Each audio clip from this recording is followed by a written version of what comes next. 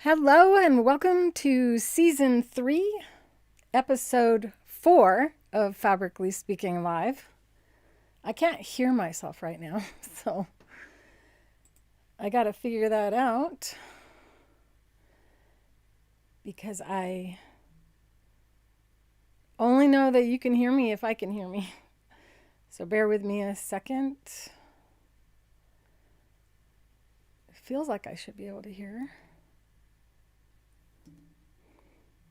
Okay, so how are you all today? Hi, Nikki. Come on. Maybe I'll watch from another app.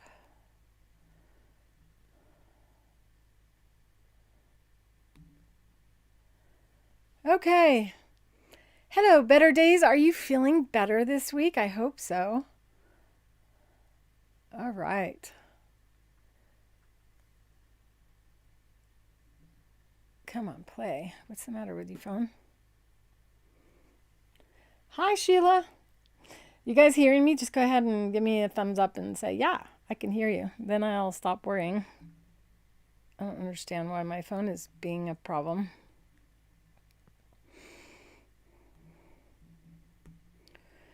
One more attempt here.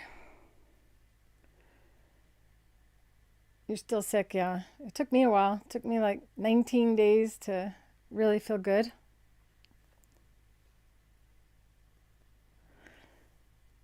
So I guess you guys can hear me. Why can't I hear? It's very strange. I wanted to follow the chat in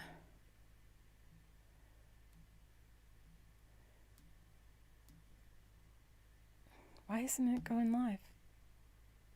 It should be live on Facebook and it doesn't seem to be. Although you guys are showing up on Facebook, so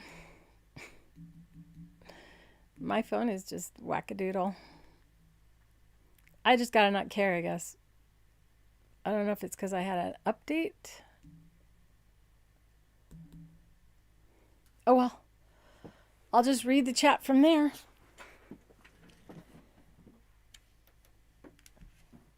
All right.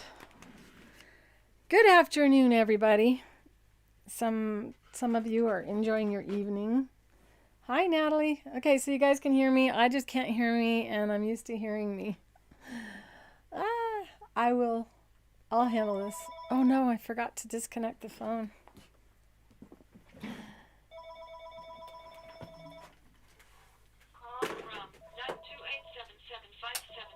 Oh, stop.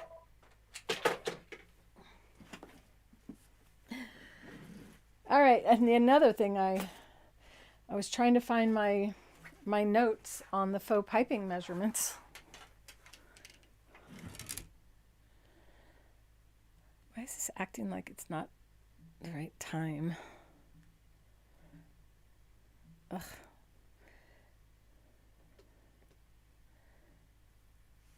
Sorry for being a little bit off. I'm super excited because I figured out how to announce ahead of time the show so that you guys can set reminders, and I hope that that was pleasing to you. And let's see. Maybe another device is picking it up.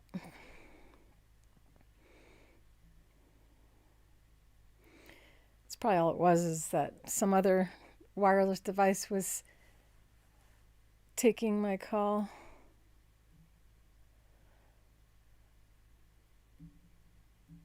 Oh my goodness, it's setting it up like the first time. Sorry, guys. That's what's going on. My phone updated the other day and apparently it affected this. And it wants me to do everything right now. Let's go back to there and see if it's on. Still acting like I'm not even watching this. It's very strange. Oh, I gotta just not care, right?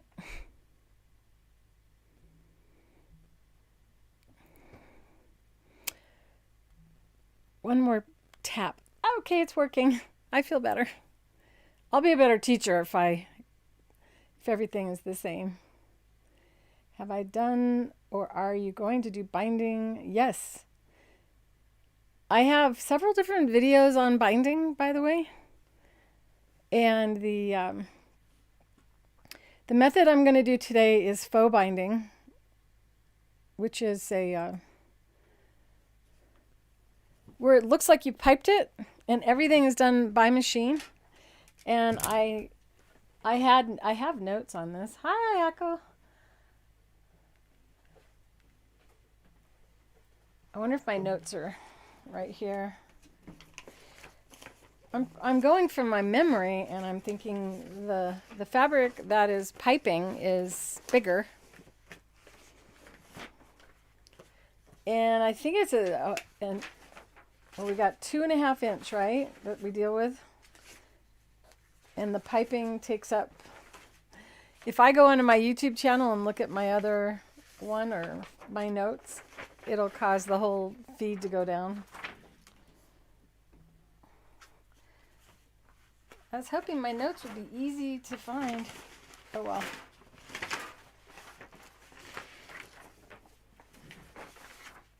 And then I looked in the school, and apparently I never gave you the settings on that.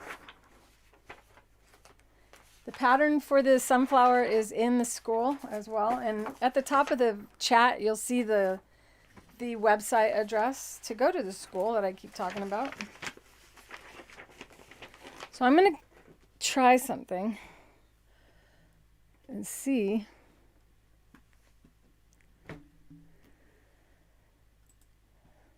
See if I can find it. And this will help you guys to learn how to look for something as well. So it's definitely one of the Fabrically Speaking live shows that I did. So we click here to go in here. This is the group for the show inside of the school where I put notes and patterns. Hi, Rebecca from North Carolina. So nice. Hi, Tammy Freeze. Hi, Linda. Gosh, this drawer just keeps opening. Lois. Hi, Lois Mina. I think that's how.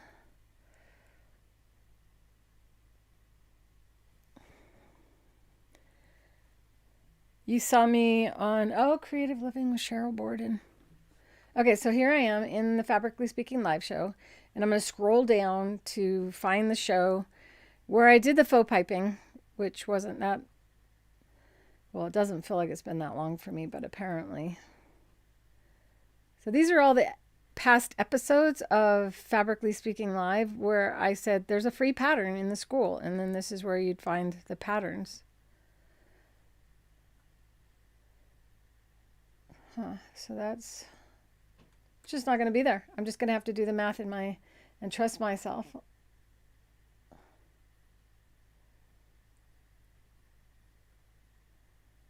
This is, I didn't fix the art right. Ayako, you're right. Oh well, this is part 3. I love it when you guys catch my mistakes. I just wish you'd catch them before I go live. So this is part 3, and I was going to quilt some before I bind anyway. So the measurements,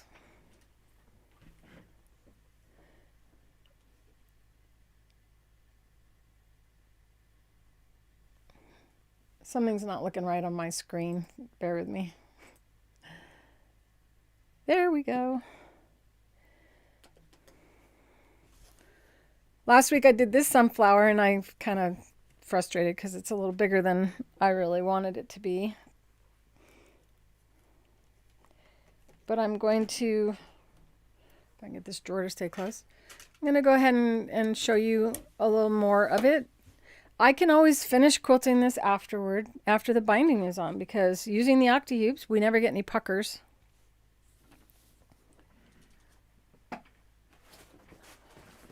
This is the technique that I did and that I'm going to do today. See how it kind of looks like a small bead of piping in there?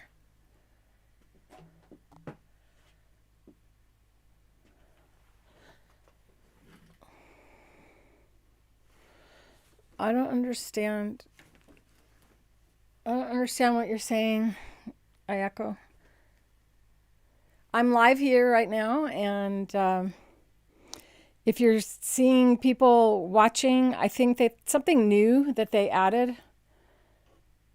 This is the first time I used this program to go live on everything. So, I mean, we're all in here together and you guys are interacting. So this is where we're at. And hopefully if you're seeing something, it is not, I don't know if you've noticed it, but everywhere you look now, if there's a video and it was already recorded, they actually show you how many people are watching even though it's not live anymore. That's something new. So we'll just disregard the other. And this is part 3 of a 3-part video series on this particular project. When I quilt, I'm going to use 2 of the Octi-Hoop frames. These are frames that I created to help everybody do free motion. If you go to the Creative Feet site and look at the testimonials on the Octi-Hoops, if you don't have them yet, you'll see how happy people are with the results they're getting from using these versus the traditional pushing down on top and moving the quilt around method. When you push down against fabric, against your sewing machine, it can cause the fabric to kind of fold or shift. So you have your top layer, your batting, and your bottom layer, and they don't all move simultaneously as you push down. It's also really kind of uncomfortable for your hands to do that, pushing down. Have any of you ever done that before? Okay, Z, we're watching on 2 devices. All right, we're all good.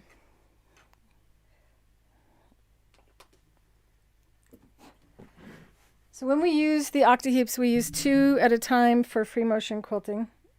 On embroidery, we use a stabilizer to embroider, but when we quilt, we don't want stabilizer on the back of our quilt. We want our quilt to look nice and just see the stitching that we're doing. So to get the quilt to move without us having to hold the quilt, we're going to use 2 frames, and I like to use the 2 smaller ones.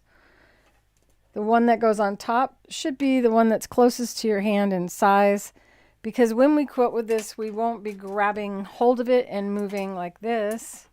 Instead, we're going to have this little handle. And that allows you to just draw with your hand down while you quilt. And that's how I was able to do all the quilting on this original project.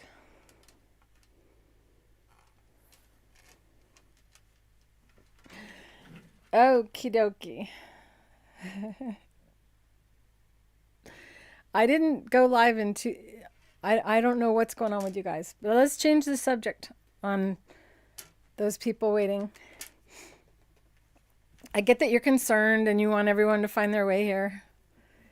But I'm live in more than one place right now. I'm live in all of my different Facebook groups right now and pages. And I'm also live in YouTube. And everyone in the chat, I can see they're popping in from different places. So everybody is watching. Just disregard what you're seeing on your devices and copy and paste the link so that you're in the same one for each if you want, or let's just move on to the fun. I'm going to take and place the medium-sized frame and place it beneath the quilt. And now the quilt is lifted up. And currently I have yellow thread on because that was the last thing I did last week. I thought I would do more stitching, but I did not. Because we got our stick and tear in. And it involved a lot of rearranging in our shop. Tinkerbell just had treats. Do you want to get down?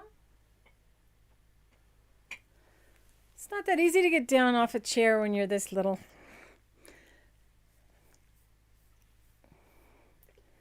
So Tinkerbell says hello, and we will let her go down on the floor now. There you go, baby. I gave them treats ahead of time today.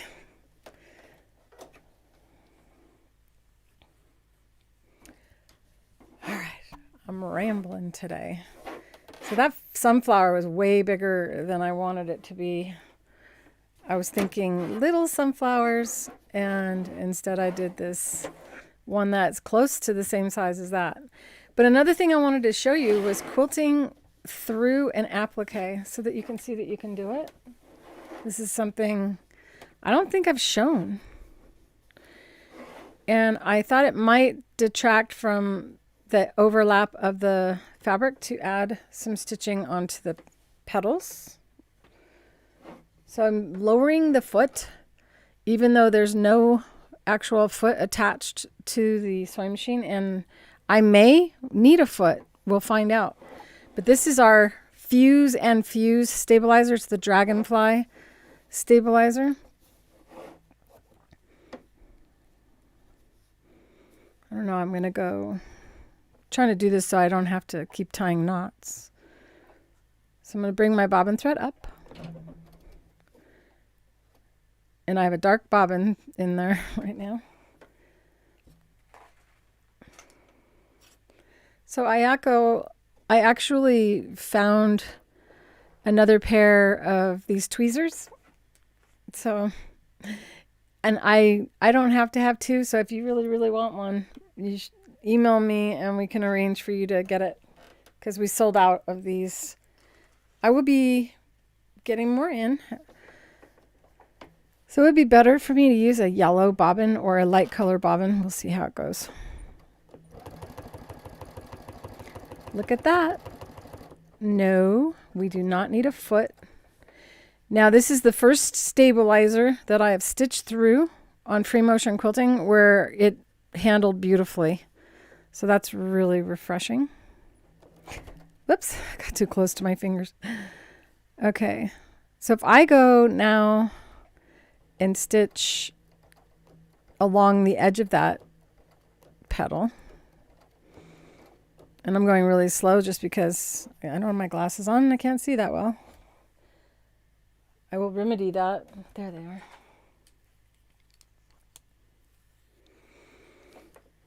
So what I'm trying to do is stay along the edge of the petal so that it doesn't show that I'm hopping around, and that way I don't have to stop and tie knots on each petal. Doesn't that add a nice look to the applique? Go slow, and here's a stitch that was missing, so I'm just going to make one. Isn't that a cool feature?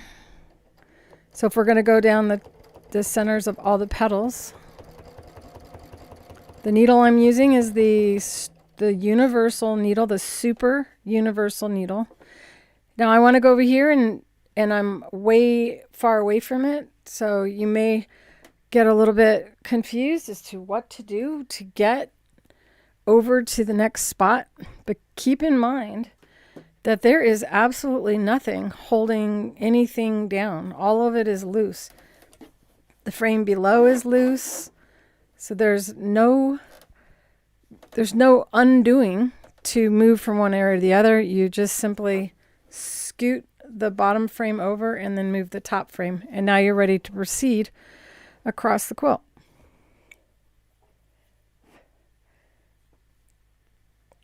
And this was one of the things that people got most confused by, is that frame is really small on top. So does that mean that you can only quilt something really small? This is one where I should pull that thread through. I didn't tie a good knot there.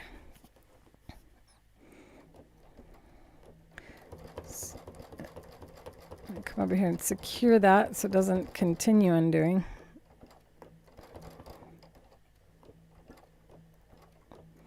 Okay, come up. I forgot to lower my feed dogs, as I rarely remember, but I'm going to go ahead and lower them now.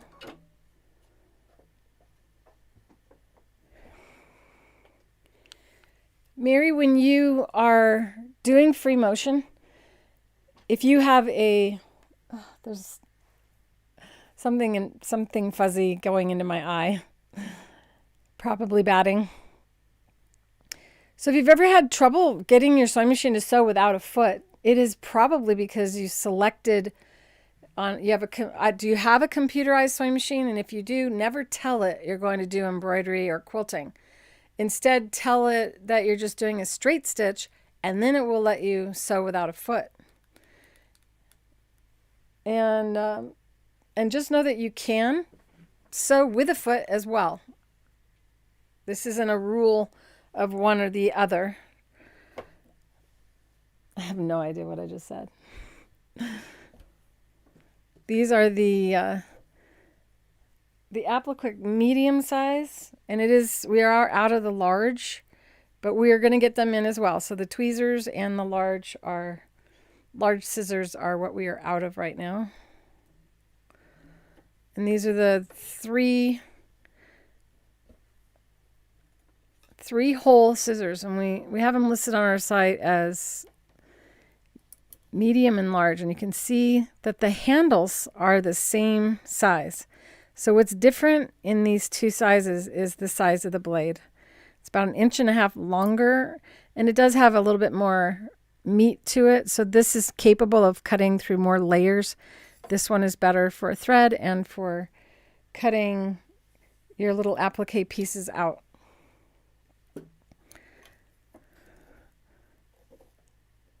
And I'm going to cut that thread off.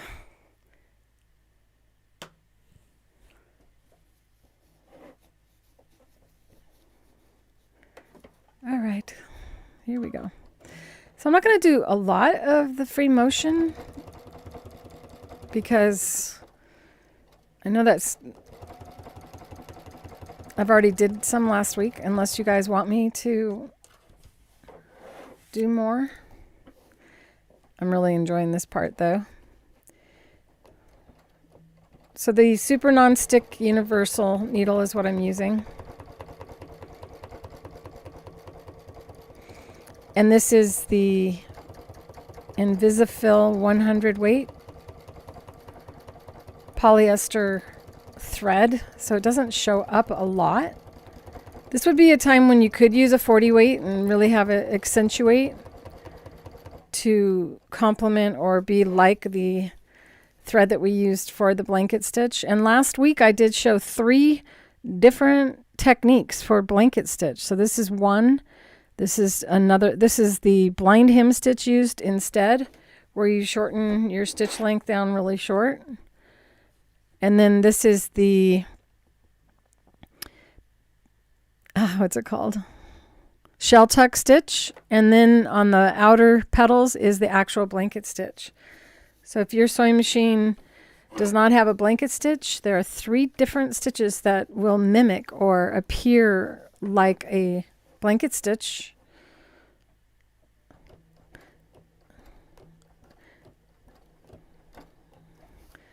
And you'll want to watch part 2, last week's lesson. This is in our Fabrically Speaking playlist. So what's going to happen is on the back of this, these stitches are going to show through. And when I appliqued without the sunflower. So it's going to kind of look funny unless I was really I would probably, before I'm all said and done, I will go around every petal so that on the back of the quilt it looks like a complete flower. Nobody's asking any questions. How are you all? What is on your sewing table?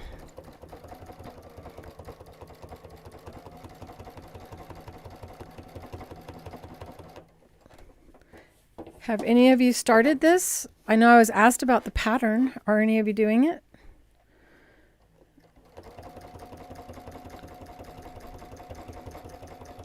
And if you are, how far are you on the project?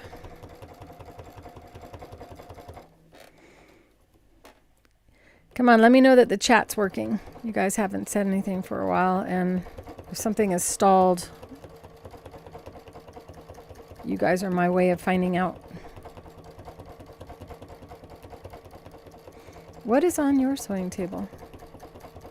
Have you ever done free motion and had such control that you could follow along the outside of a petal like that accurately? And if you can't, or never had that control, it's because you probably didn't have a handle to hold on to that feels like a writing instrument, and the ability to put both of your hands down while you're quilting. And not only are my hands down, but my elbows are also down. And so all the muscles that are usually really tight from pushing down are relaxed. And that makes things flow better. If you're not pushing down against your quilt doesn't jerk, so that you can get more slow movements. I really wanted to do some circles in the middle of the center as well, with that really pretty color that I had last week. And then I cleaned up everything, so I have to find that color again. Oh, good, you guys are still there. The hoops are life-changing on being able to be controlled and to being able to quilt for longer sessions. When I first started quilting, I never thought I'd ever be good at it, so just so you know. And that has to do with all of the posture and the pushing down against the table.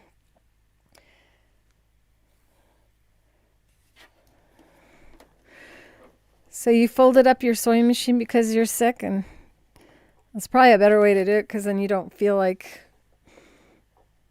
if you can't see your sewing stuff, then you're not sad that you can't do it. So see how I'm resting? Figure I'll show you from a distance so that you can see that I'm not cheating, that my elbows are not raised, and without a presser foot, as long as your sewing machine doesn't think you're doing free motion, it won't demand that you use a presser foot, but you are welcome to use one. However, the difference between not using a foot and using a foot is tremendous. When you're not using a foot, you can see where you're going and which direction you're going so that you can be more accurate. And because there's no foot pushing down and tapping on the fabric, then there's no resistance. That means you won't have any puckers on the back side of your quilt. The bottom frame is lifting the quilt up, and the top frame pushes down and becomes the foot. So the presser foot on your machine is designed to hold the fabric down so that when the needle exits the fabric, it doesn't lift the fabric up. And so this is a giant foot that doesn't attach. And I'll do a little bit more for you seeing this perspective, and then I'm going to switch. And this is very lightweight stabilizer that is holding this design down. This is our fuse and fuse. It's almost undetectable by your touch, which is why you can stitch through this. If this was like, what is that stuff called at the store? What is that stuff called? You're making a DIY sewing machine extension table. Reading the Creative Feet workbook. You're not supposed to read the workbook. You're supposed to use it. I had a lady write to me when I first released the book, and she said it was mind-numbing repetition. She wanted to return it. And I'm like, well, it's because pretty much what we do when we sew is we use a straight stitch or we use a zigzag stitch. So a lot of it does seem repetitious. But when she said that, I was like, yay, I did what I wanted to do, which was make a book that you don't have to learn so that you can get to the sewing faster. And that is on our Creative Feet, the Creative Feet Technical Guide Workbook. There are some things that I wrote in there that are educational. However, for the most part, you're supposed to just find what you want to do, read the recipe, set it up, and then watch the video that I designed for the book, which is the Creative Feet Techniques video.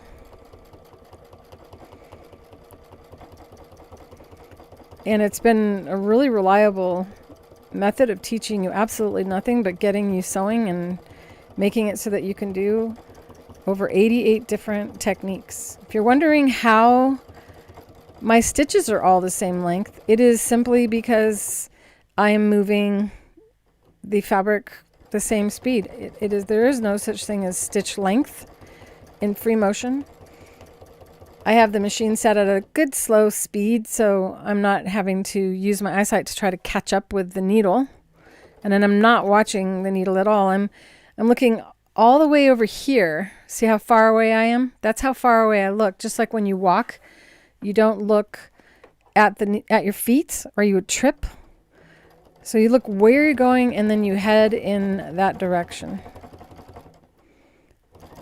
So I'm tying off, and I'm going to go ahead and look at the back and see, and that'll help you to understand what I was talking about before, that I appliqued this and I did so with no backing. And you can see that it's not complete because I didn't go around every petal, but I can do that afterward. And when it's all said and done, it will look like a more complete flower on the backside. Isn't that pretty though? Other than all the lint from the batting on the black fabric.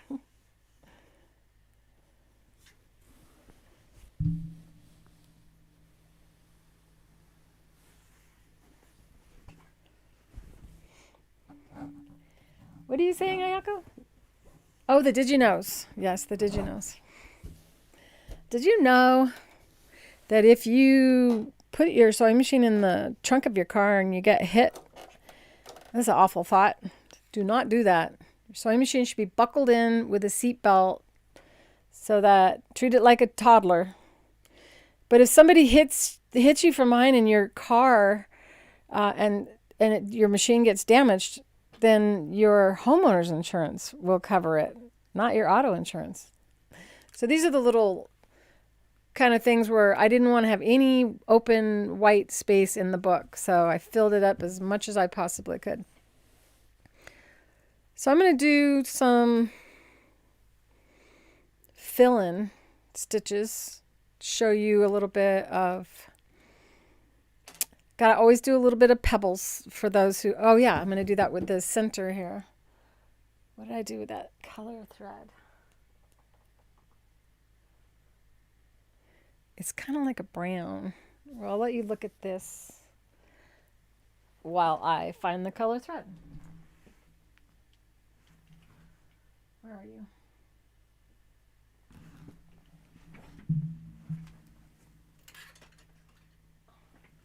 I think it'd be really pretty though to do like a purple, maybe. Maybe not.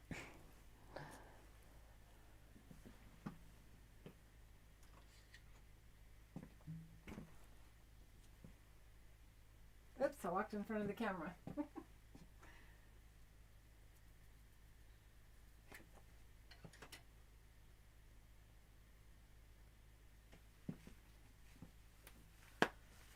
There I go again. Whoops. I usually have you look over here, and then I can walk all the way around the room and without getting in front of the camera. Sorry about that.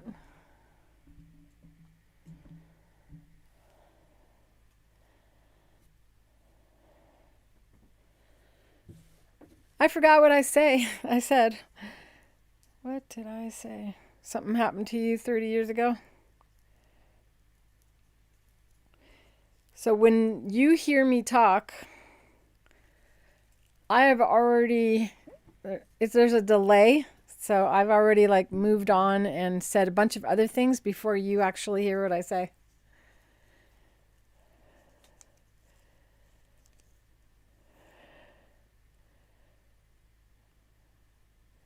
Anti-glue needles. Did you order from us? Because if you ordered from us, then they say super universal non-stick needles. They have a coating on them as well. However, they are, the features of the needle is the most exciting. The coating on the outside, well, it's not really, there's nothing that we have here that is sticky.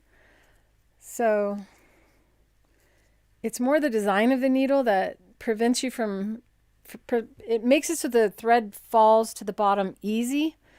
So when the hook of the sewing machine comes around and tries to grab the thread, there's nothing pulling on your thread. If anything is pulling on your thread, when the hook comes around the back of the needle, it can miss the thread and snag it instead. And that causes a little damage to the thread when it's down in your machine. And the take-up lever that goes up and down pulls the thread up and down about 5 times before the thread is actually on the fabric. So the thread goes back through the eye and that little damaged area kind of shreds up. That's one of the reasons you get shredding thread when quilting. And this needle just makes it really hard for the sewing machine to have a hard time sewing the stitch, which makes it fabulous for applique and embroidery and quilting. Where's that thread? Oh, it was a bobbin. I totally forgot. I've been sewing using the Deco Bob thread off of a bobbin. I forgot I did that last week. Welcome, Pamela. And Maria, if I didn't say welcome, welcome. You guys slip in and I lose track of who I've welcomed. But this bobbin, you see it looks like it's completely full, like I haven't used any of it, but I stitched all the way around that flower and did this as well. And this is one of the pre-wound bobbins that we offer. The only reason I used it is because it was the right color for the project. These are my pre-wound bobbins, and I'm going to put it back in there so I know it's a Deco Bob.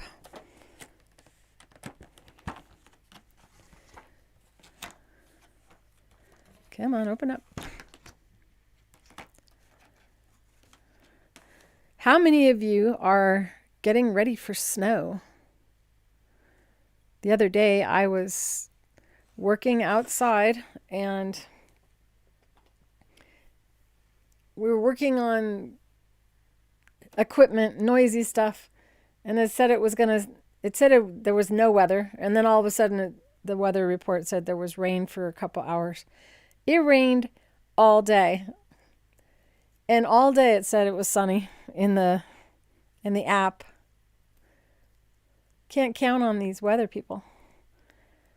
But I hear you guys have ice and snow coming. It's your first time here, Pamela? Welcome. There we go. So even though it doesn't look like I've used any of these bobbins, I've used a lot of them, but the thread is 80 weight, which means it's very fine.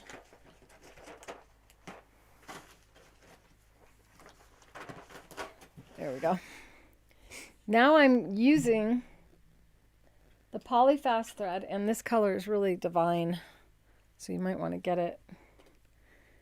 If you're doing the sunflower, you can see it in here, and it's this is a 40 weight, so it's gonna be much stand out more. I'm gonna use it in here. I think I used an Invisifill in here, which is 100 weight, but it's all right. I can do whatever I want, right, Sherry? You got your gift? Good.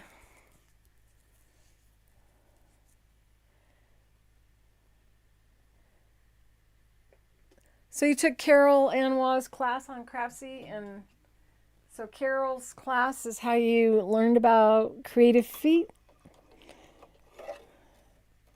That's awesome. Did you already have her book?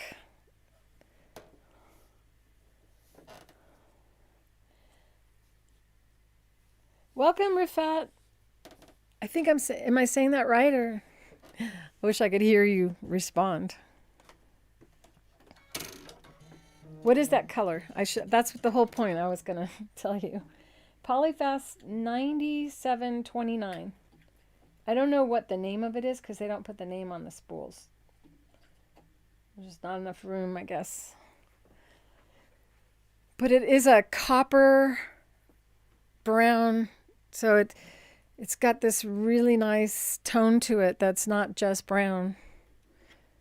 I wouldn't trust my wording though. I'll tell you what, I'll find out what the name of it is. But we have everything by number on our site anyway. All right, I am threaded up and ready to do the center of this flower, and I'm going to use Pebbles.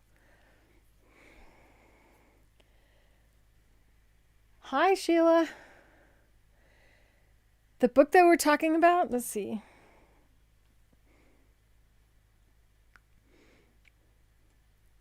I do something and then I have to think about how I do it. Okay, here we go. So when you go to creativefeet.com,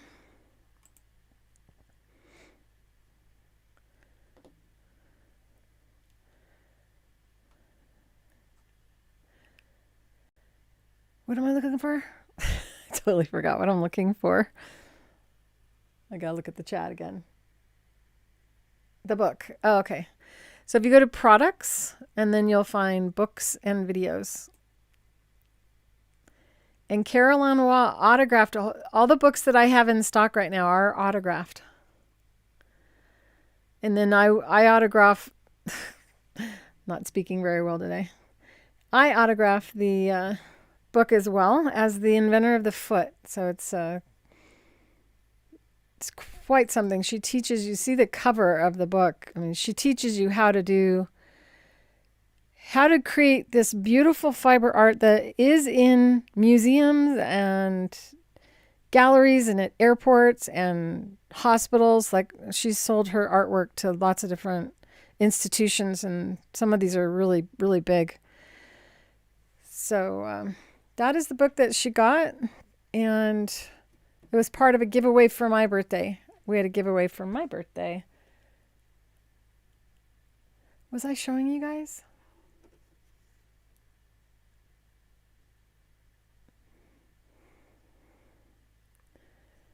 All right, I have to think again.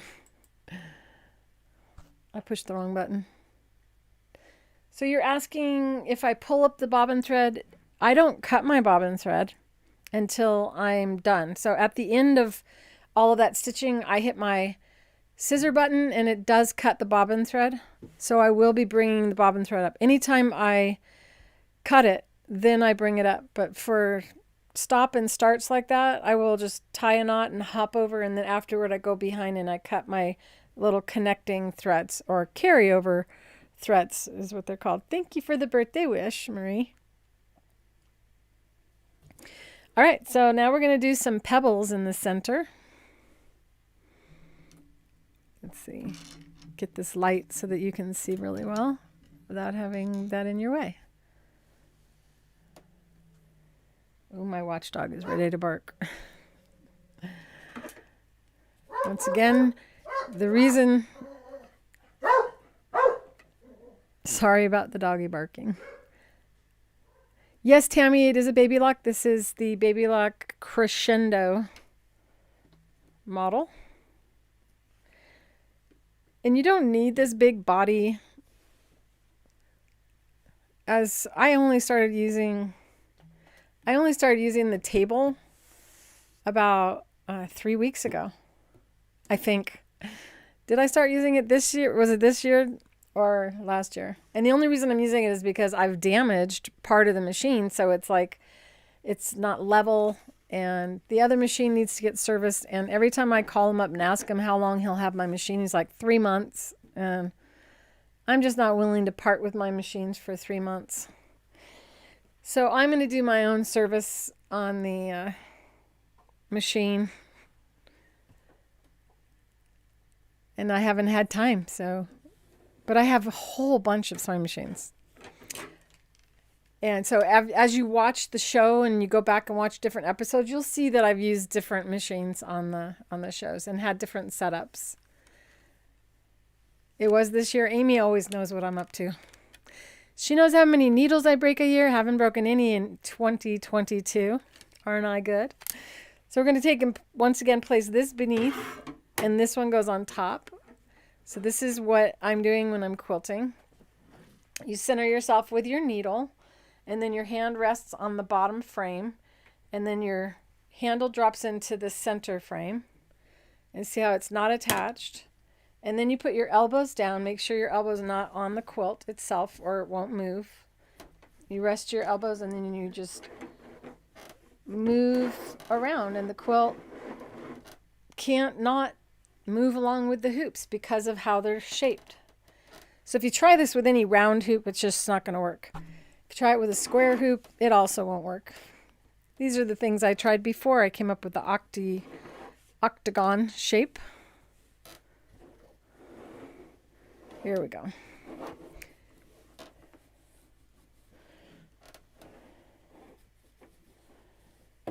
You love that color, Sherry? All right.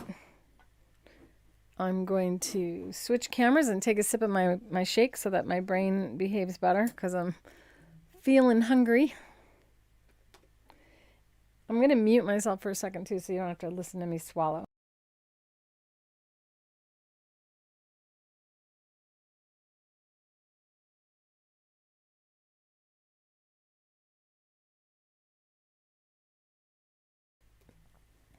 All right.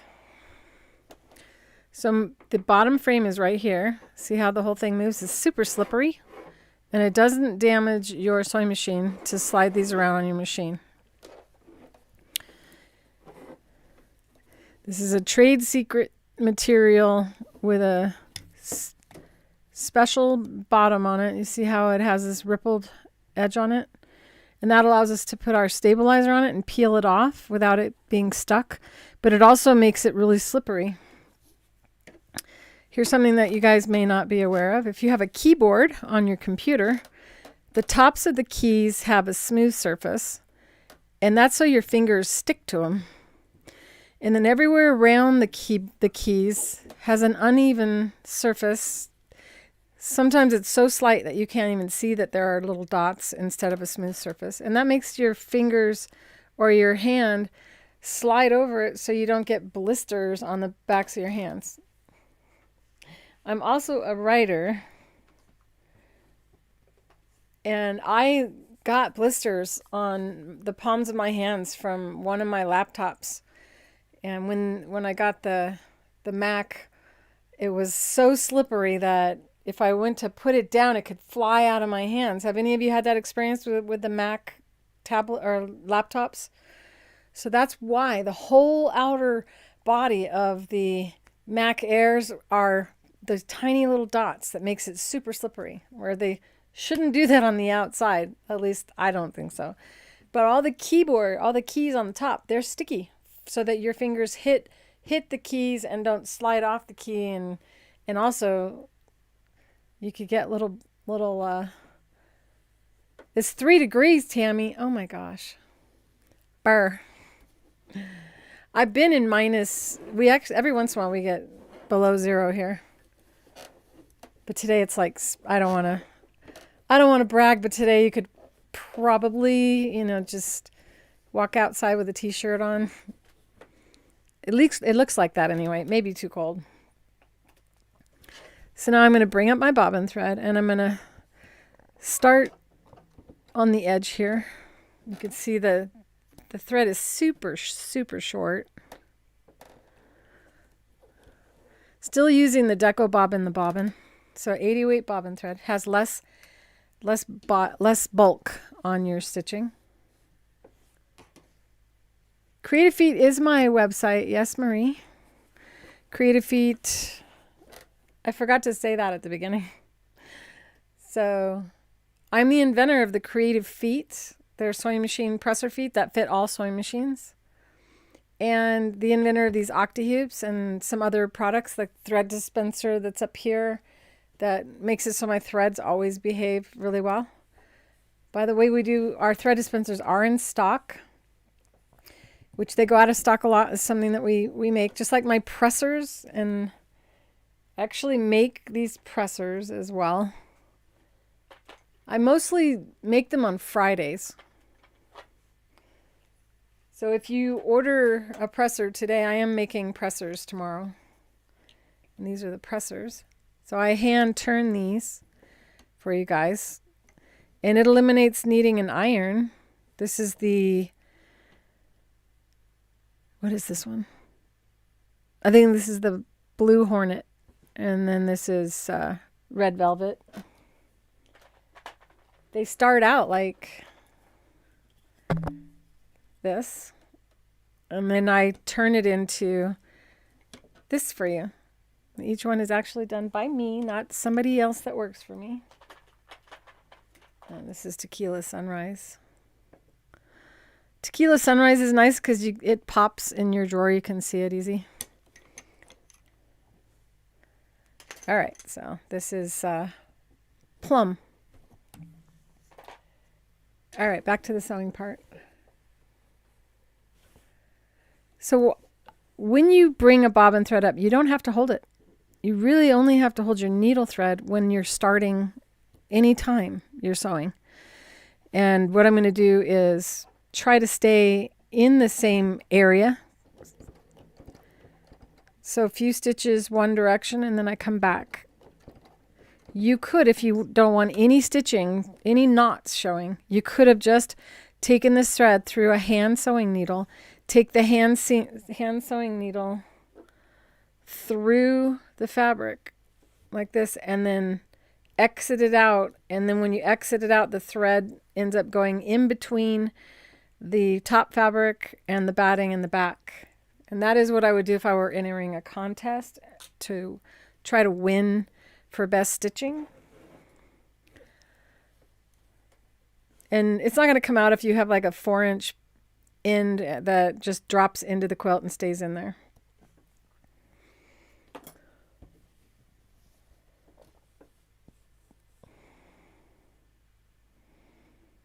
Donna, your order is going to go out tomorrow.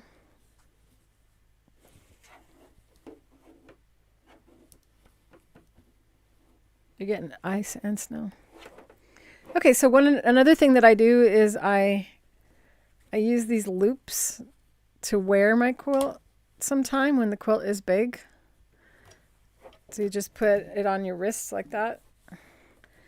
And then the quilt moves along and you don't have to worry about the bulk, the extra stuff getting in your way. And you don't have to carry it. And I must have cut my needle thread. Oops, put that down. So elbows down, shoulders relaxed. And this was the blind hem stitch. I don't really like how it looks anyway. So I'm going to go in now and do pebbles. Whenever I do a pebble, I go around twice. And the reason I do that is because you can't tell where you started. I had to get my glasses, you guys, sorry. So if I'm doing a smaller piece, sometimes I'll still use the loop just so that I don't have to worry about it moving. Having these elastic straps, these are called quiltlets.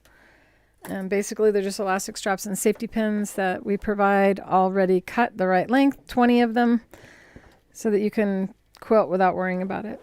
Slide this around, elbows down. We're bringing the corner. So this one underneath, this sets in and becomes connected by my fingers holding it there. You don't have to squeeze hard. In fact, when you pick something up, you've got it in between your fingers. You don't have to squeeze it because you're just holding it. And that is how, once you get the hang of this, that's how hard you're holding these. A very light touch. Same amount of squeezing that you would use to hold a piece of fabric in your fingers. Whoopsie. I'm wearing my boots because my feet were cold and I don't sew as well with big boots. So it's around, go around twice, find the V. I'm doing big circles. And now a littler one. Always drop your circle into the V of the two that you, I don't know how well you can see. I'll do a little bit more of these on something else. Usually have quilt squares handy. This dark color is hard to see. Guys able to see that? You have a Destiny too. I have a Destiny. I really need to pull it out of the closet and finish painting it. Because I don't go live or represent myself without a painted sewing machine. It is one of the things that I'm known for. In fact, people rarely know my name. They go, "That's the foot lady with the painted sewing machine." That And I was fine with people not remembering my name. Of course, now a lot of people are painting their machines. So if you go around your circles twice, then no one can see where you started and where you stopped. It also would be very difficult without our Octi-Hoops to achieve that. Because without our hoops, you would be doing this. And trying to move your entire body in an accurate circle and go around the same circle again. But with your elbows down and you're moving just your fingers, well, it's super easy to do circles.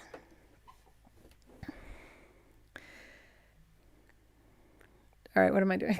I need more of that shake. So Donna, when I say that your order is going out tomorrow, if you guys are having an ice storm, sometimes they will hold shipments that are going to an area and and they won't move. It'll like stall in Phoenix, and then they'll wait until they know for sure your shipment will go all the way through. But they'll generally update your... Oh, it looks so good. Okay, so I'm going to tie a knot real quick. And cut the thread so you guys can see this better.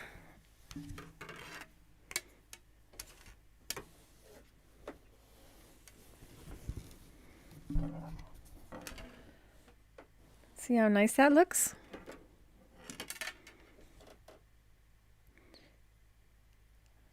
If I hold it like that, I can take a picture from it.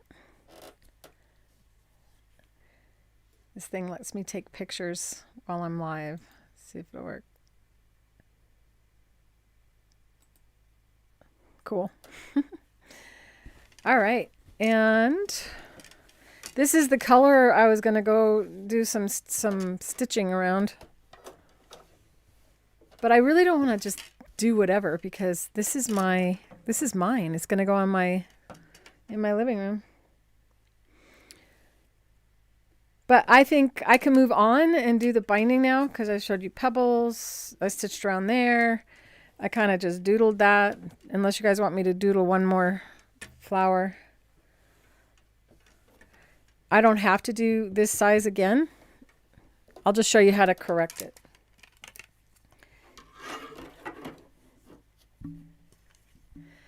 Well, good, then they probably won't hold it if you're getting warmer tomorrow. Yes, the loops are required if you're going to do a quilt like this, and you're going to go really big, because your fingers are all that we move. And without the loops, your fingers would be carrying an entire king-size quilt. But without the loops, your hands are usually grabbing your quilt, and that causes you guys to stretch out your quilt. And that's what makes a quilt start out square and end up a weird shape. Have any of you ever started out with a square quilt and ended up with a weird shape?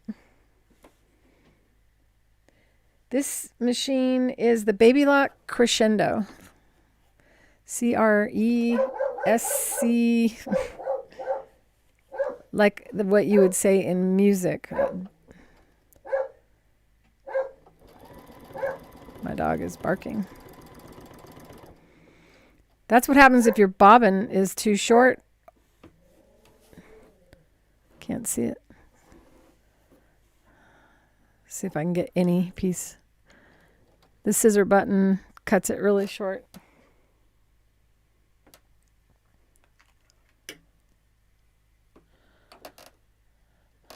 The best scissors or tweezers ever.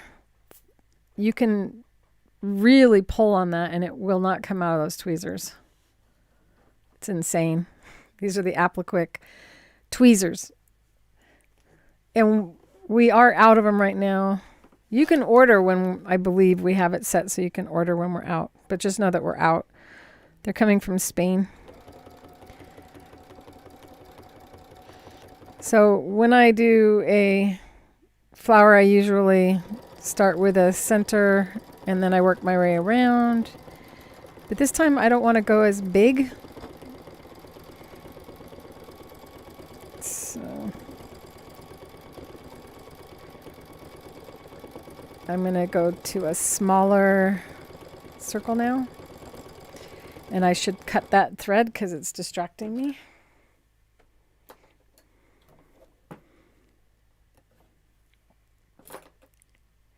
You got a presser, Tammy? What color did I make you?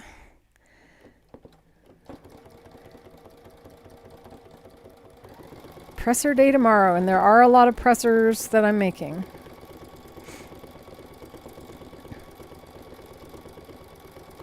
Some weeks there's only a couple, and other weeks there's a lot to make. Sometimes I will work on Saturday to make them as well. But know that I usually will slow an order if you are ordering a presser.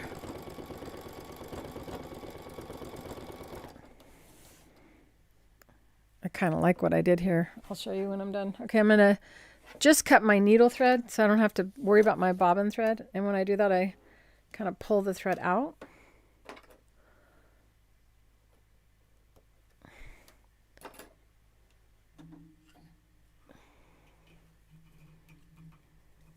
Whoops. Oh.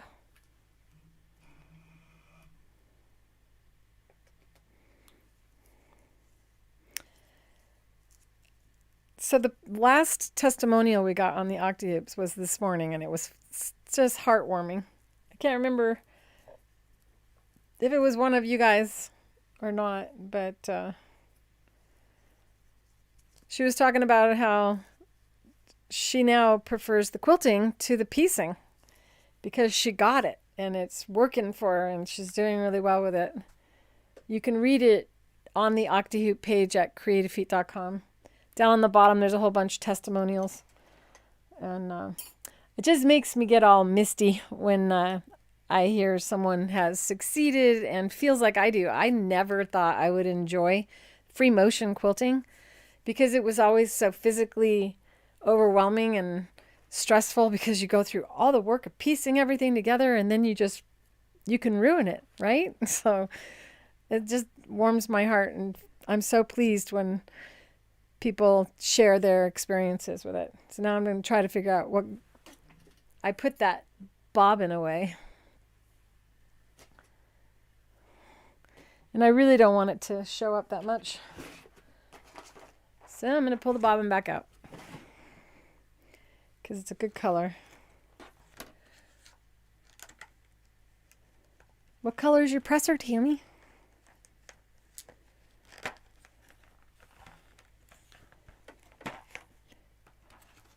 When you order a presser, I shouldn't say this. I know some of you want to know what I'm going to say. But this is going to be forever, and then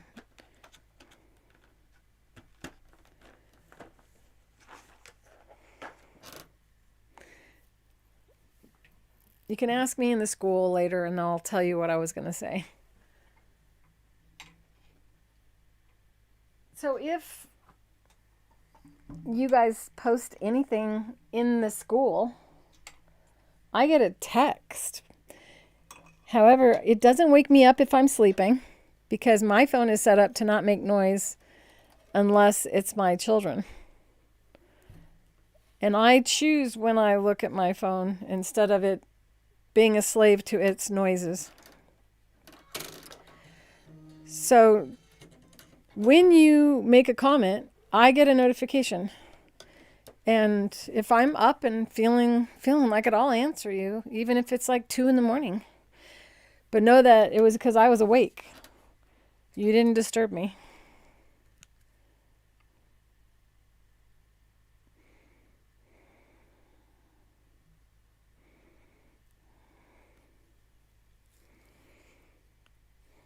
We had what do you call those? Somebody just posted something and I can't remember what they're called. Besides naughty people that ruin things for others by posting silly things.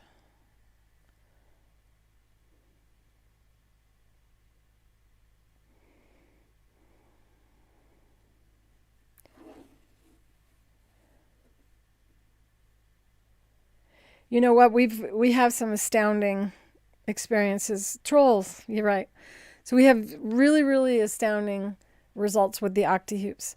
People with only use of one hand, they're stroke victims. And I broke my shoulder for a while, and I was still able to teach. I did live video, or not live videos, I did recorded videos, and you guys couldn't see that I wasn't using my left hand. We've got people with MS using these successfully, and with rheumatoid arthritis and osteoarthritis, where they can't normally hold on to a pen.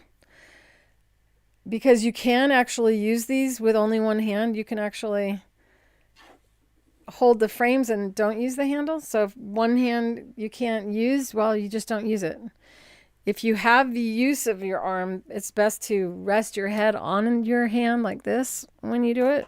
And then you hold the frames, and then you can do that. And I find I do a better job if I am using my non-dominant hand to steer. So if your dominant hand is the one that you're not having a good experience with anymore, well, you can quilt without it. And I'll film a little of that, but not on this.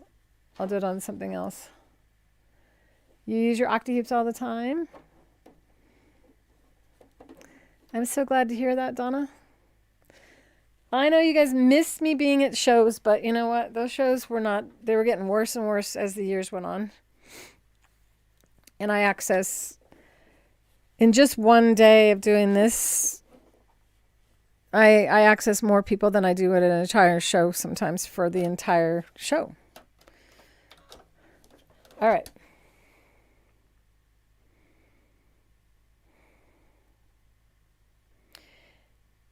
Pull your thread out of the machine, down through the needle, and not up and out. Oh. Well, I know what goes on in a machine because I am a mechanic. I was a 30-year, sewing machine mechanic. Well, I shouldn't say that. I started servicing machines when I was 19. I'm 58, so I don't know how many years now. I'm not repairing sewing machines all the time now, but for 11 years I was, and I did hundreds of, if not thousands of machines. So I know what's going on inside of the machine, and you want to make sure that people have you cut the thread above and pull it out, but that's just because it can get caught up in here. And so when I thread the machine, I also hold the thread and I don't let it go while I thread it through. That's one way to prevent the tangling that can occur. You can continue to do that if you like, but the foot needs to be up. Generally, a lot of people forget to raise the foot when they start pulling it out, and then it starts to tear inside. So I really don't need to do that, and it saves thread, and I don't like wasting thread. So it really depends on how good you are on how you pull something out. I wait till there's zero tension. When the foot is raised, the tension disc open. I do remove it from the needle before I pull it out, though. If I didn't, I should have. Automatic behaviors kick in sometimes. But it is rare that I have my thread ever get caught coming out. And if it ever does happen, I take a piece of fabric like this and fold it in half. And then you run it through your tension. It's good to have a longer one. Fold it in half so you don't have these pieces break off. And you put it through your tension and pull it down. It's a good idea to do that on a regular basis. And you can also kind of go up and down and polish your thread tension discs. That's what I do as a mechanic to service.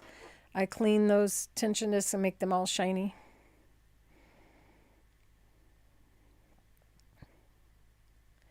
You're doing the snowman mug rag? I saw the order.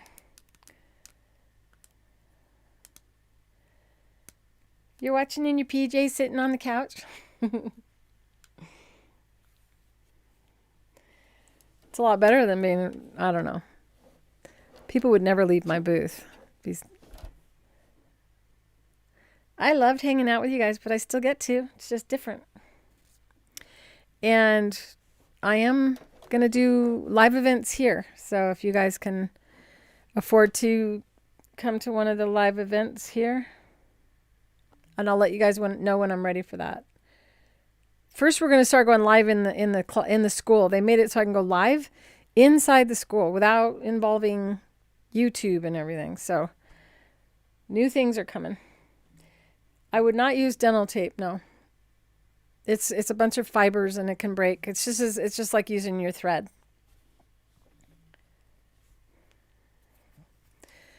It'd be great if you can get a non-dust,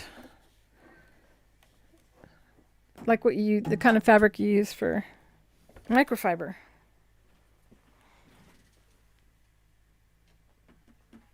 But a folded piece of cotton works great.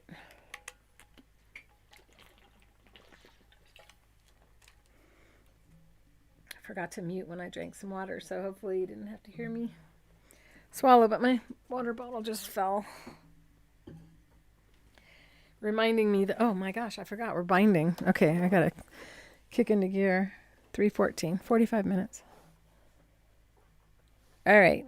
When the foot is raised, the thread pulls easy. When you lower your foot, the tension discs close and you can see the needle starts to bear that. That's what causes most people's problems. They don't raise the foot before they start pulling the thread out. Now, I did not cut my bobbin thread, so I do not need to bring it up. It's still kind of coming up, but it's a loop. I don't normally do this way, so I have to think.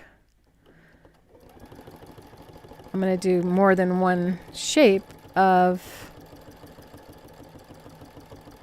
sunflower.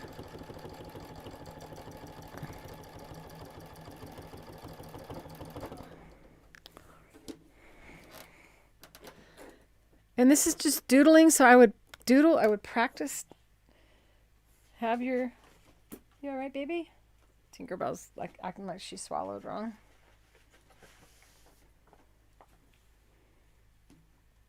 Yeah, right, sweetheart? Yeah.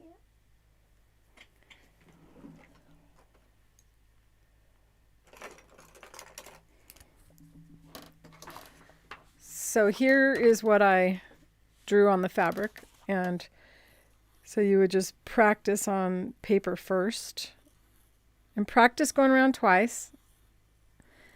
And this is what I did, and I made like a flower in the center, and then I did little ones. So this is not perfect, but I don't care because it's going to still look really cool. And that's the center. So if you practice that, you just sit on your couch watching TV and have paper and use a marker because they are easier to write with without squeezing. Because when I use this, I do not squeeze it. It's a very light touch.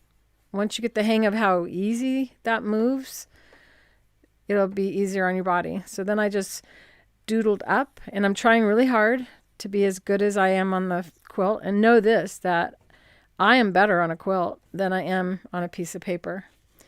So if you want to do a feather, you would go up. That's the stem, and that's how you choose the shape of your feather. And then you would go say teardrop, teardrop, teardrop. If I don't say teardrop, I frequently get a weird shape.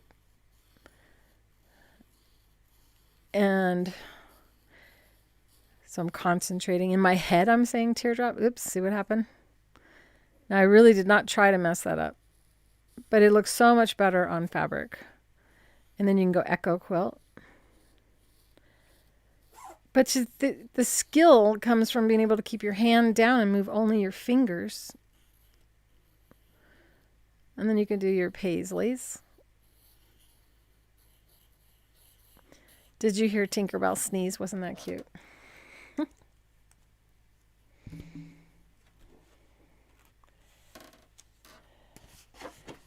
So become a doodler.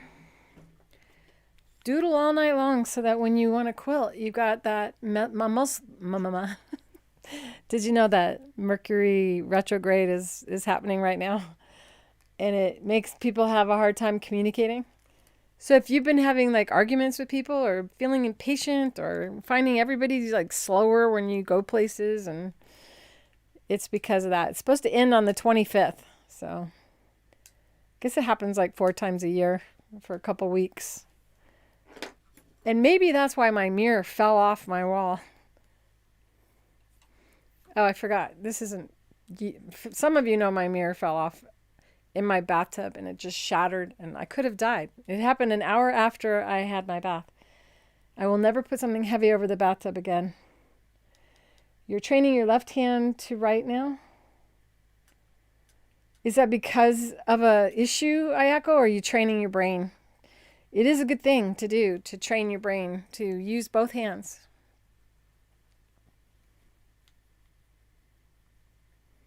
The sound of the video keeps pausing.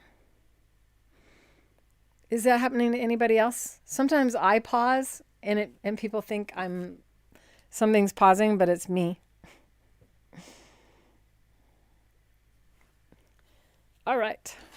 Okay, so I'm going to finish this little flower and then we will move on to the binding. This would be a time when it'd be good to have a loop right here. Or one of the quiltlets. So in my head, I'm saying make them all the same size. But you should say it out loud. Tell your autonomic function of your brain, say, I want all of these petals to be the same shape.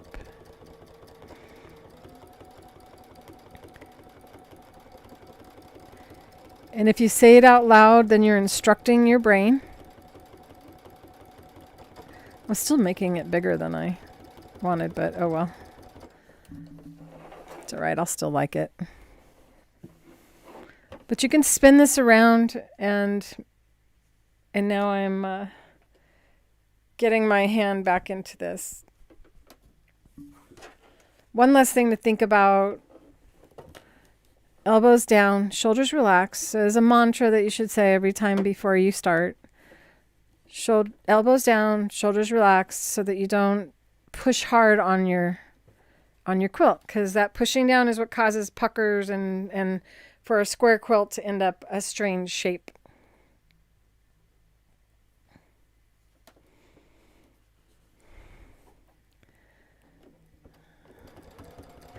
I want this petal the same size. I looked at the screen. So I did not get a perfect one, but it's all right. I'm not perfect anyway.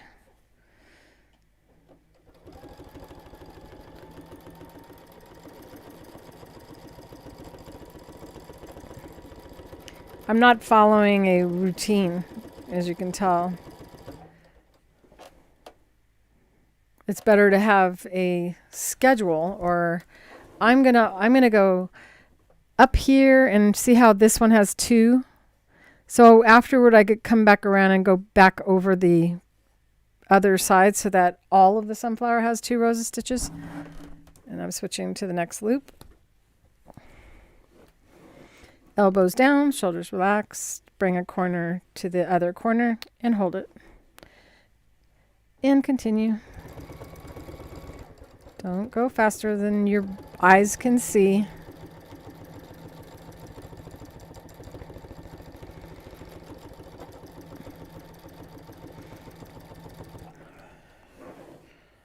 I like this one better than the other one I did.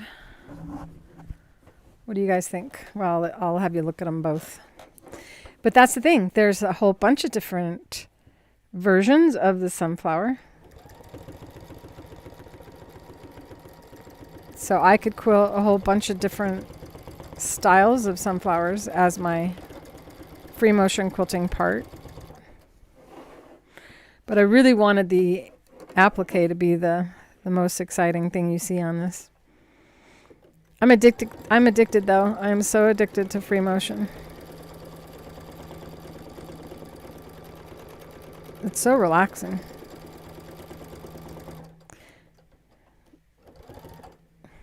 All right, that's enough of that. I can always finish this when I'm not live. Sorry if that was loud. Which one do you like better? This one or that one?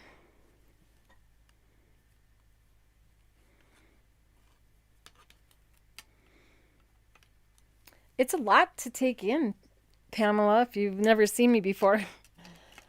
It's like there's a lot that we got going on. So this is a 3-part. This is actually part 3. Did I write it right in the description? I don't know. But the foot I used for the sunflower applique is our Satinedge Foot, and I invented that one for a woman who was born blind and deaf. That foot also is really easy to use for people who have physical challenges with their hands also.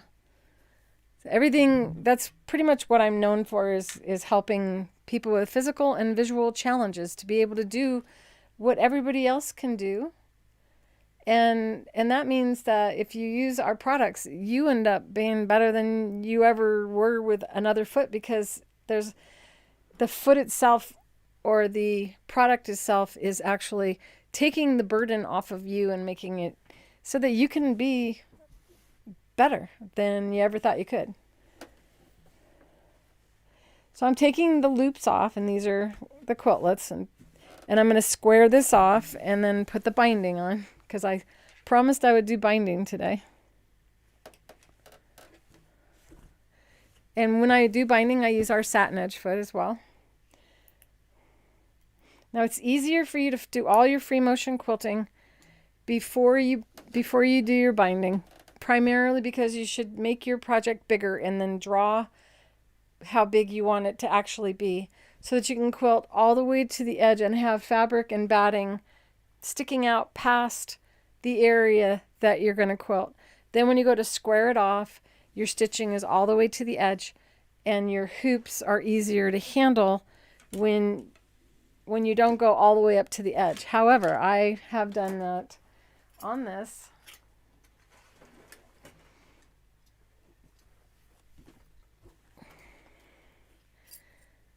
So this was not quilted.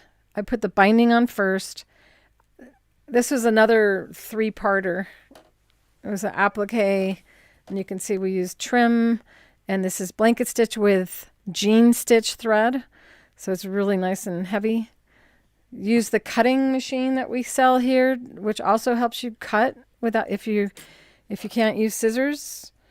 And then in one part I did these, and this pattern is in the school for you guys to use for free. And then I've been doing the pebbles, and all of the pebbles were done after the binding was completed. Normally you can't quilt after you've done binding, or your teachers will tell you not to do that, because generally they're having you push your puckers out from center to the outside edge.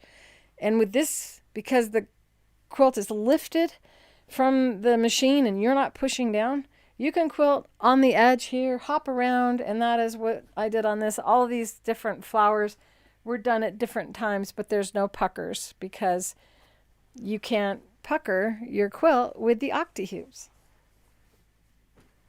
So now I can't remember the measurements, but basically what we're trying to do, and I'll work this through with you guys so that you get what I'm trying to figure out. When you cut your binding, you have a strip, and you cut your strip 2.5 inches wide. All right, so this one leg on this is so squeaky. Is it bugging you guys? I'm going to adjust it. Maybe I can get it to stop squeaking. You hear that? It's really bugging me. Our feet fit all machines. I'll explain how in a minute when I put it on. So with the Octi-Hoops allows you to remove the foot, and then so when I invented the creative feet, people were like, no foot, but you're creative feet. That doesn't make any sense. All right, so what we're trying to do,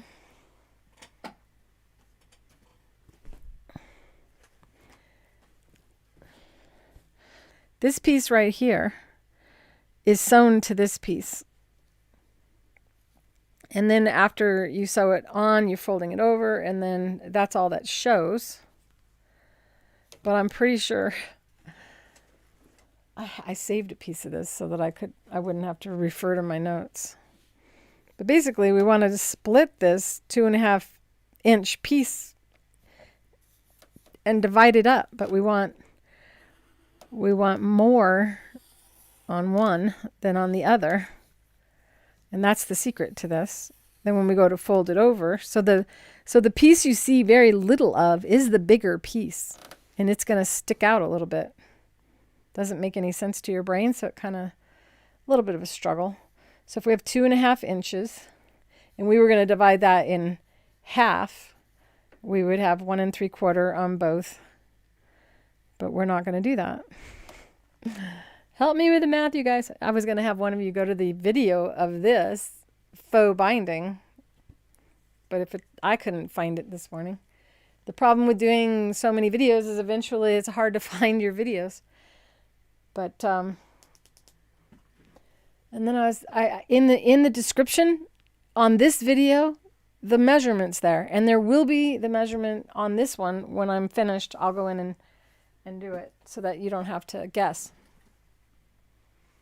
Another way we do binding is the traditional binding, and this also is done 100% by machine. So if you don't like hand sewing, or you struggle at it, or if it hurts your hands to do it, you'll love how this binding is 100% by machine. Even the miter on the top and the bottom, not one hand stitch is required. A sewing diary. Oh.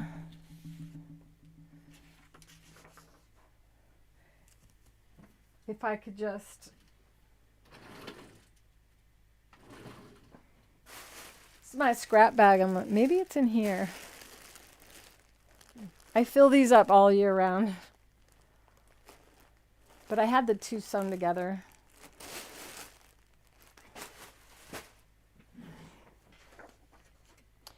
I'm not cutting until I know. So what I may step away for a minute and just go find out, because it'll take less time than me trying to figure it out. And I'm going to give you this to look at. This is a quilt block that I did using the 1/4 square triangles. Now this was actually done by cutting squares with the Crafters, with the crossover 2 machine that we have for cutting fabric, and it is what I use to make my quilt for my bed that I'm working on. That is actually on my table, and my wall, my quilt wall, design wall, is in the other room being ready to get mounted, because I'm getting close to being ready to show you how to quilt a king size quilt with the Octi-Hoops that I've been promising for a while. So see, I have not forgotten you guys, and I will get this one ready.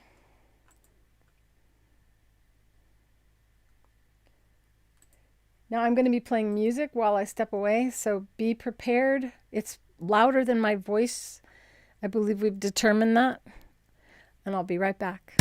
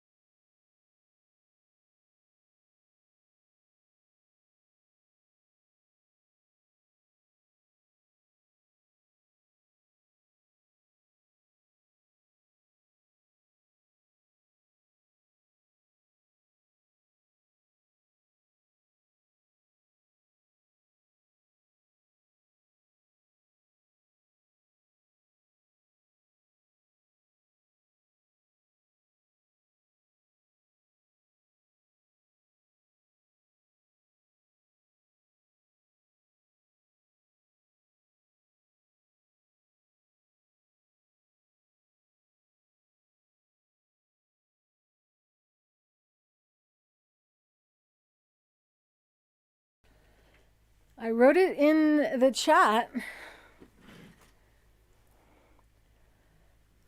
so that you guys know.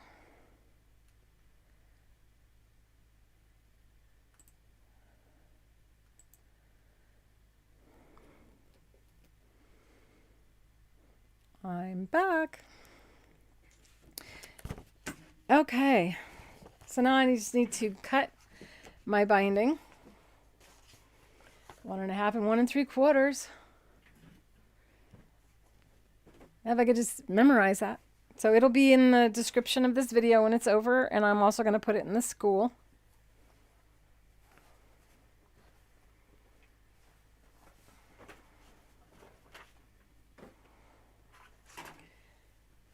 And I was thinking before that I might use this as the back, but I chose to just use the black. But this is the binding that I want to show the most, so I have to be conscious of that. Why is that still showing? There we go.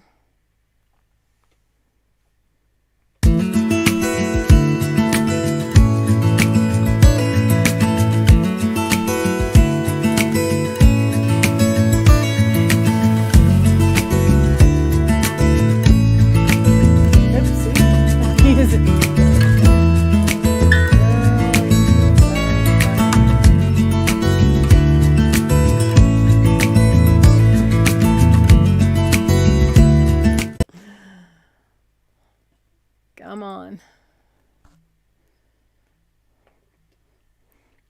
Oops. I don't take breaks very often. If I did, I would be better at the transition. So this should not play music this time.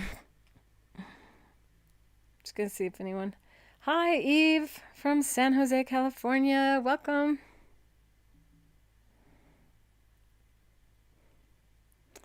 Oh, you did it, Mary. You had it before I did.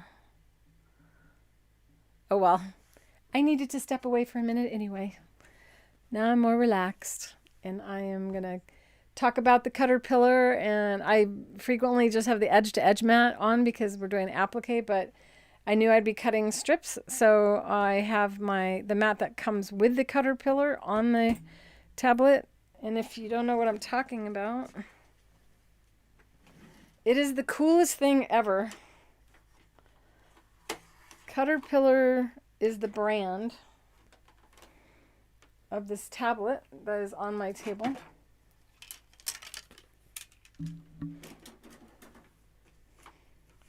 And the power is somewhere.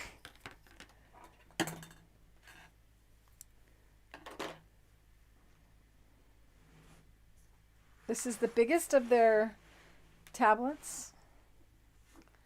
Where's my power? I flip it around because I turn it on all the time or turn it off. If you do spin it around on your table, know that there are feet on the bottom. And if you have a separation where your table comes together with something, you can knock one of your feet off. So as I move it, I lift it. There's the power.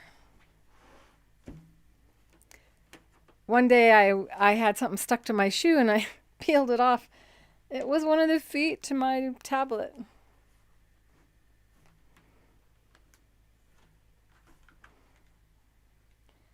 You can use painter's tape to tape your plug so it doesn't unplug. I tend to unplug mine a lot.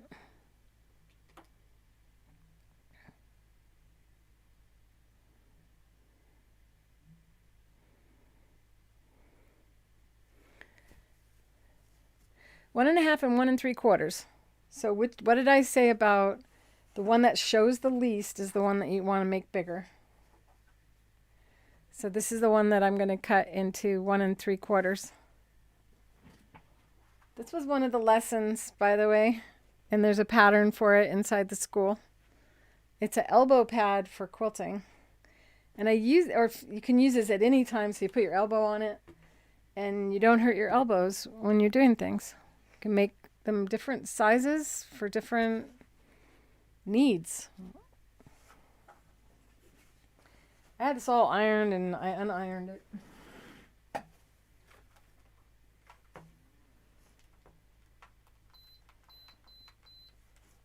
This is the iron I use. It's not expensive. I think it was under $40 at Costco. It's a Sunbeam and it has like a 15-foot cord.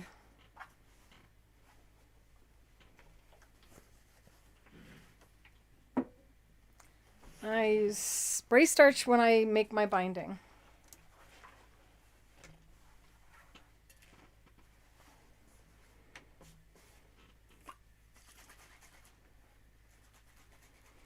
What are you doing with your caterpillar right now?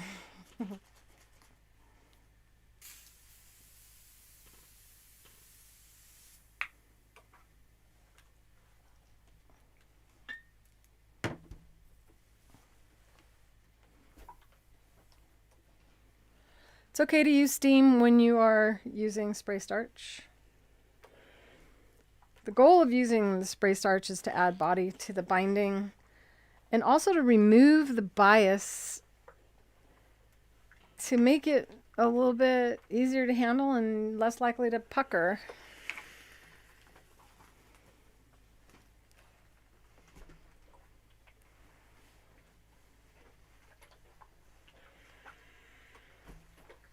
And I have asthma. This one doesn't bother me.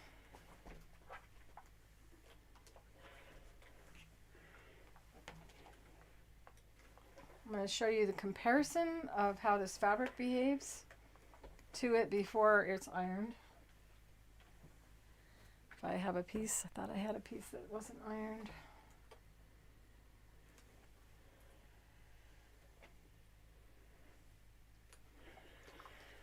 It's also not a bad idea to spray starch your fabric when you're going to do a lot of piecing.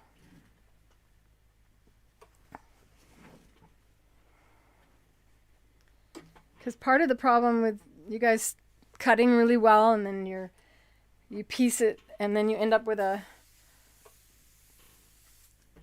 where your seam allowances are accurate, but the square isn't square when you're done sewing, and that stops the fabric from doing that.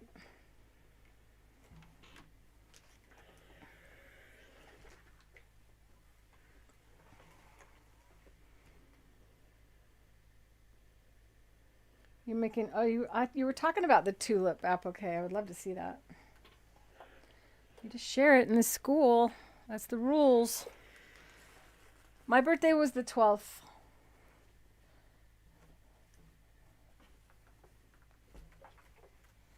I think you did share with me. Did you share it with me? Can't remember. I have so many conversations every week with all of you.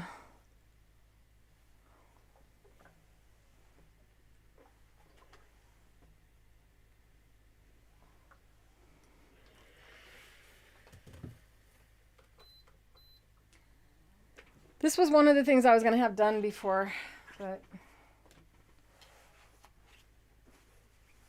I didn't get to it.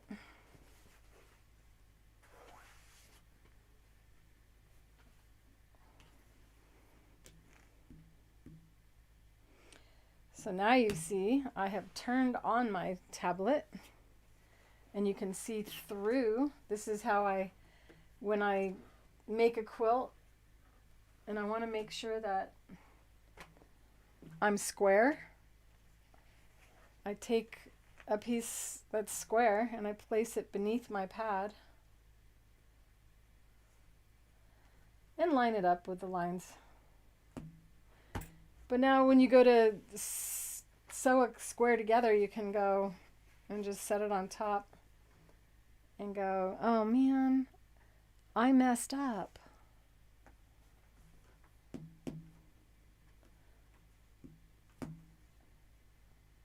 The camera doesn't like it when the light's on, but you can see that this is sticking out a little bit over here. So you would know before you sew it in with another square and another square, only to find out that it's not square when you're done. So when you go to make something, it ends up accurate. And this was not cut wrong. I was just pretending so that you could see the benefit of having your main shapes be placed underneath the tablet, and then when the light is on, you can see really well, or the camera kind of closes its eye. Definitely speeds you up rather than having to place some kind of template over it.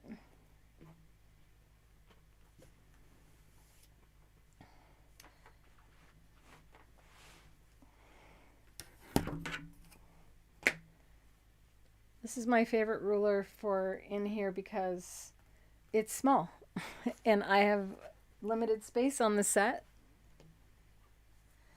So this is the one that is going to show the least, and it's the piece I want to cut bigger.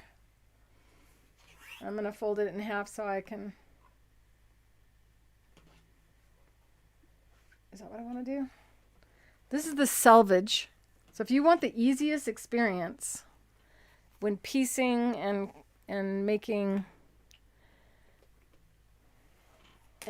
your putting your binding on,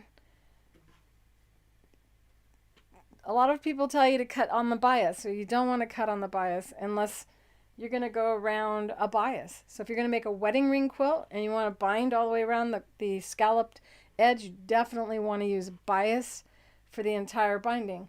But for a square project, you don't want bias because it will stretch as you're sewing. It's kind of like putting ribbing on a sweater, and you don't want to have one stretch too much. So the selvage is the non-stretch of the fabric. There's no stretch on a woven fabric along the selvage. So you cut your strips that way, and then there's no stretch at all. But we want a little bit of stretch for binding so that when we go to turn a corner, it's a nice smooth corner. So if we cut the opposite way, which was what I was preparing to do. So my binding, I always cut across the grain, get a little bit of stretch, but not too much stretch. And I don't always do that. I always do it on square quilts. If I'm doing a round or a heart shape quilt, then I would use, or scallops, I would definitely use bias. Another day, I should teach you guys how to do the wedding ring quilt binding, huh? So this is so that it's with the grain or against the grain. And now I'm going to cut this in what size? 1 3/4 inch strips.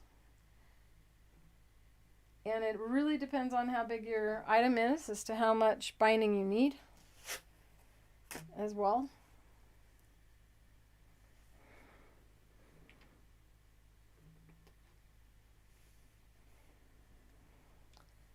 I got a really nice light above this table, but it's reflecting on that. There we go.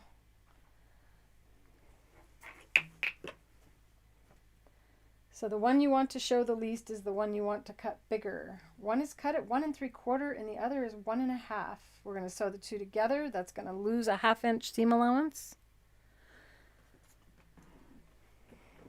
And then when we're done sewing them together, we will end up with a 2 1/2 inch strip, and we'll fold it in half, and you'll see this only be a little bit when we go to sew it all together. Always look straight down through your ruler. Don't look at an angle. You're more likely to have it not be straight. So when I'm doing this, I'm actually standing up and looking down. And the nice thing about these tablets is they're designed for you to push hard against them without damaging them. So you don't have to worry about it when you're pushing hard against the rotary cutter. Sorry, I'm a little bit away from my microphone when I'm over here.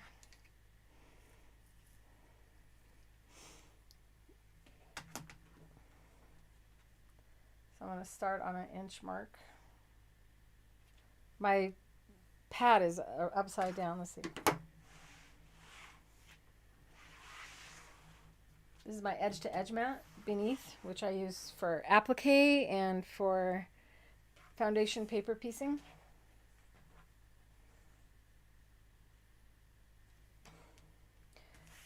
One 3/4 inches. 1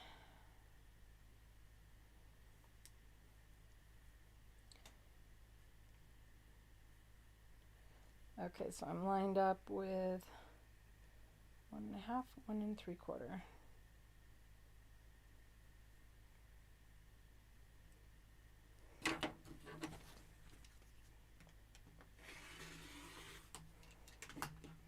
I've really cut a lot on this board.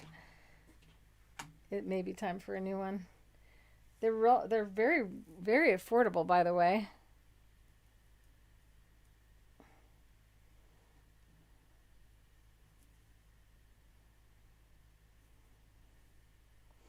Come on, Claire. We'll just cheat. Ooh, that doesn't look like it was folded right. Nope, it wasn't. I'm just gonna do what I do. Fold it again. I don't want to take so long.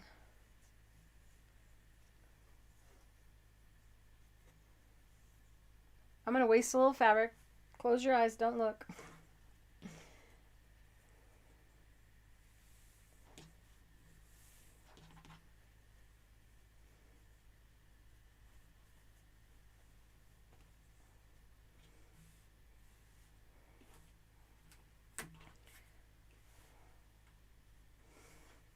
Where's my big cutter? Oh yeah, I have that bag I put them all in. On one of the episodes I made this, and we did this fancy zipper, and that's where I store all my rotary cutters. And I totally forgot until this moment. Because this is a really heavy one.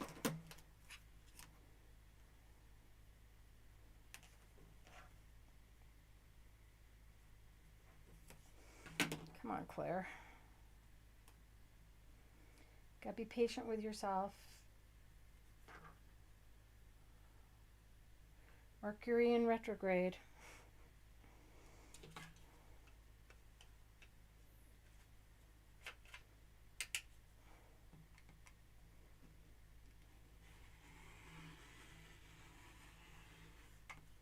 Oh, it's a beautiful thing to have a nice blade that's cutting well. So we go to 1 inch. Why am I on the 1/2 inch? Why do I do that to myself?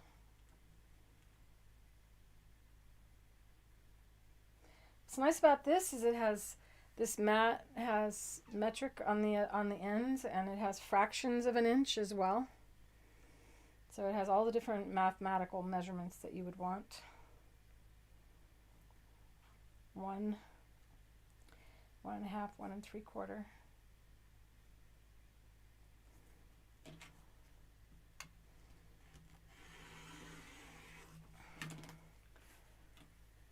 So now I have 3 strips. I got to think about, is this going to be long enough for going all the way around my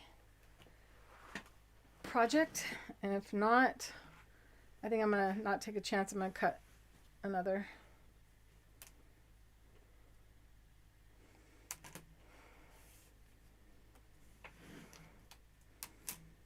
I think one might do one more.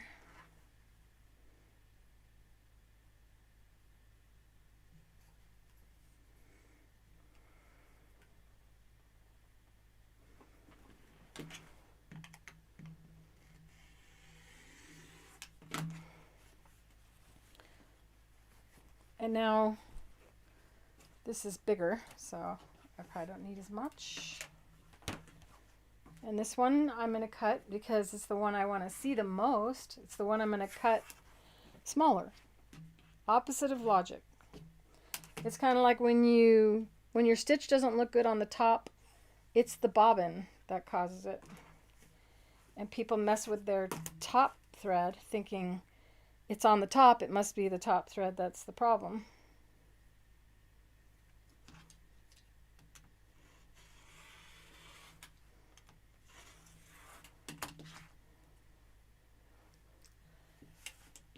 And I don't like cutting as much. It's my least favorite thing to do. Do you guys like cutting? Any of you like cutting, do a thumbs up.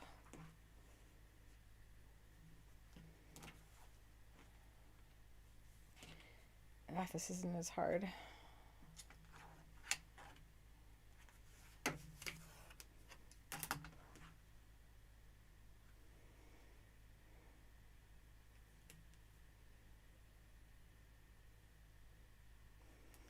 The one you see the most is 1.5.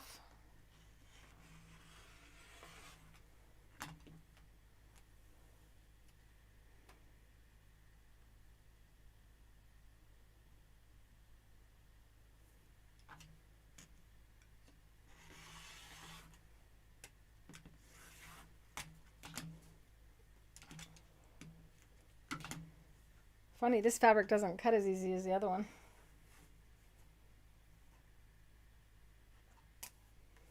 Have you guys ever noticed that before?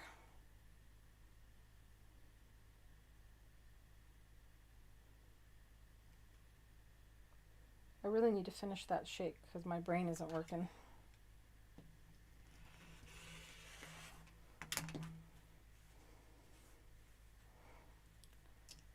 Cut 4 for good measure.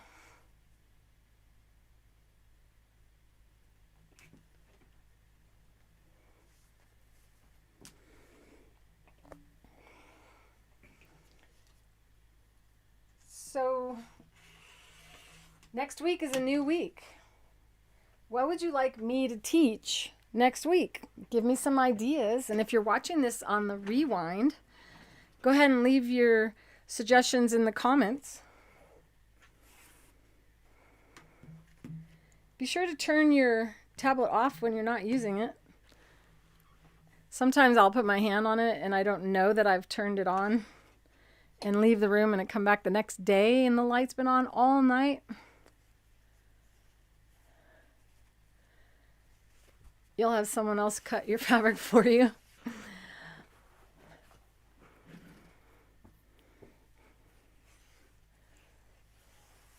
It's okay, Jessica. You're here for the binding part. And I'm going to talk about putting your small strips together to create a longer binding.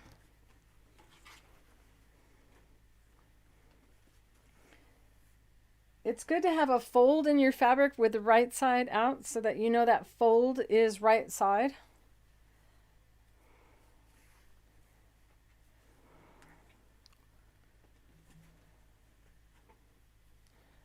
God, I have something that keeps tickling me. I cut my hair different. I don't know if you guys noticed. I took off about 8 inches of my hair. I was like, oh my goodness, look how long it is. Ridiculous. So we want to put these two fabrics together. We want them to be right sides together, but we want them to be to go long, and we don't want to see a seam like that. We want to have a seam that is mitered because then it shows up less on your project. But if you don't do this accurately, it can mess up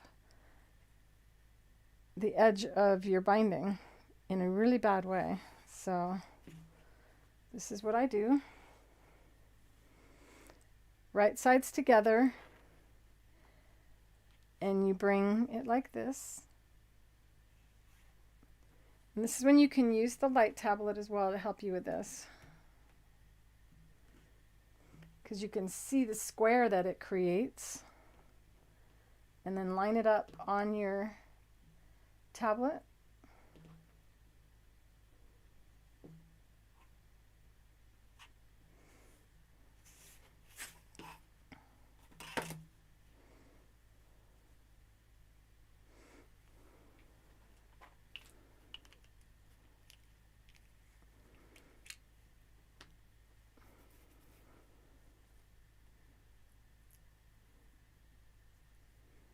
Okay, then we use the liquid-based glue on the corner.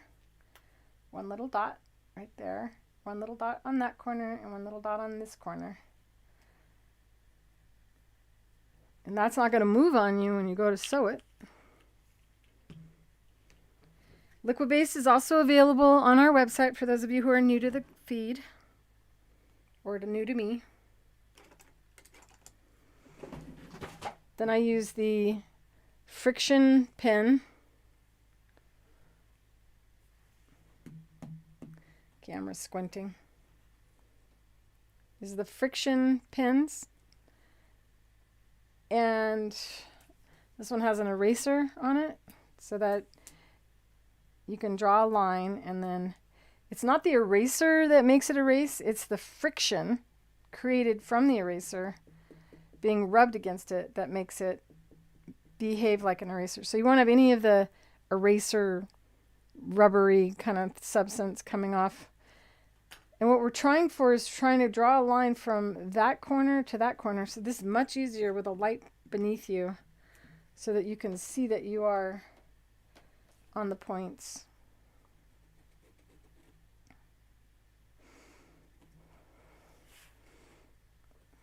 This one I found in a drawer in another room. So it's a little, doesn't want to draw.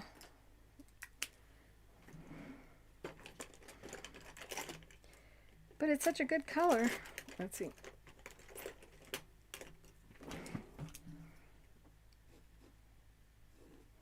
Another thing you can do is, instead of doing that, you can take one of my pressers. This is kind of what we do with the foundation paper piecing too. And you can just go like this. And you now have a crease to follow.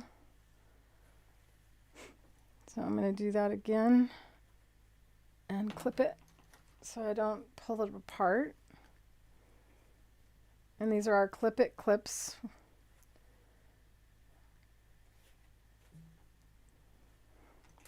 I think instead of just one dot, I'm going to do this.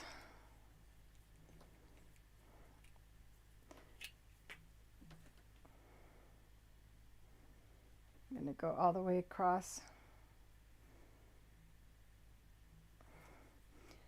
And then slide my finger to kind of spread it out.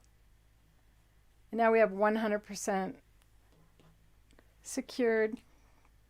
Put your clip on there. How would I do it? Right there. And do the next one. Remember, we folded it so that the crease shows you the right side of the fabric. It makes it a lot easier. I'm going to turn the light out again.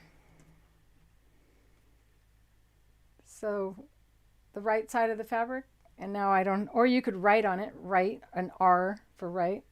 But I like, that's why I fold my bindings so that the right side is out. I really should cut these selvages off.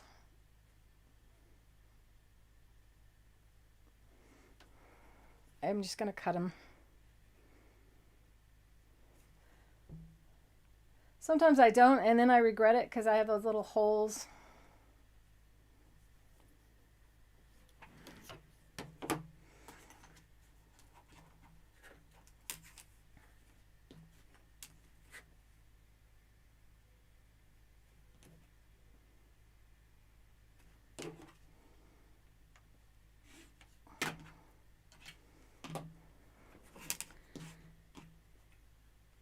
Okay, so right sides together. And I almost wasn't. Looking for those folds. Folds are facing one another.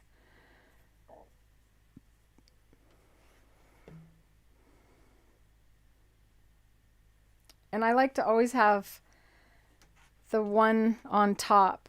It helps my brain. So in other words, I could sew it this way too, but sometimes things don't work out, and I know that is because I went out of my normal and tried a different routine.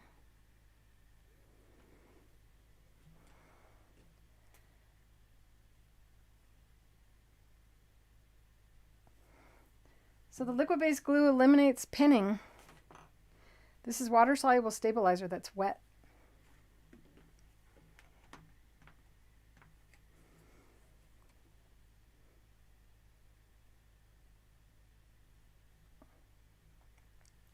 You're going to love this binding.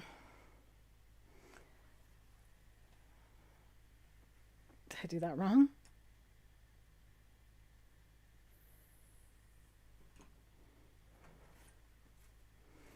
I glued it wrong. This is the piping.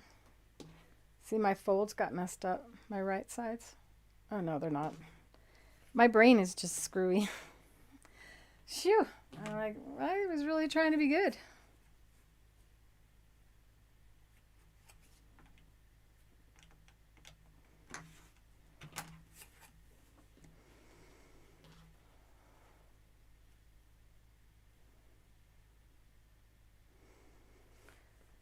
I feel like I'm being boring. I wish I had this done before so you don't have to wait or watch me do this. This is a good time to ask me questions. The school is Create with Clare Rowley at create.clarerowley.com. The e-commerce site where we have our products is creativefeet.com. This is our 33rd year in business. And I've been teaching for 48 years. If you're not familiar with me, well, now you are.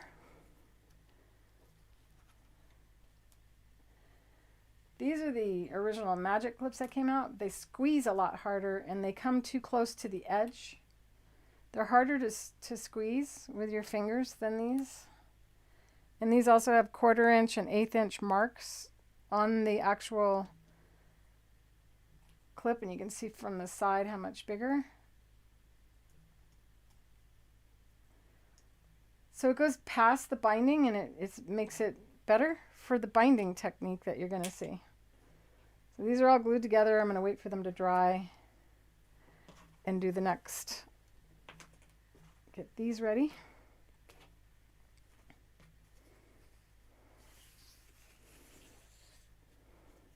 One and a half and 1 3/4. 1 1/2 and 1 3/4. I did this the last time that I taught this. Said it over and over and over again so that I wouldn't have to look, and I forgot.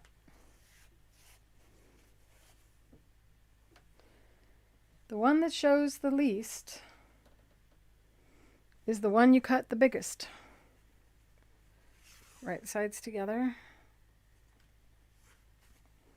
Cross it over. What am I going to do next week, you guys?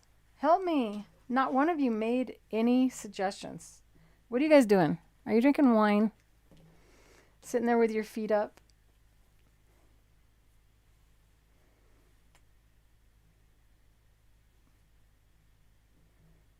I should end the video. It's 4 o'clock.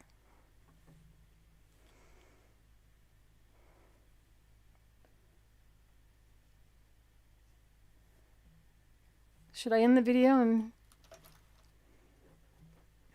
finish this next week and make this a 4-parter? Are you guys tired?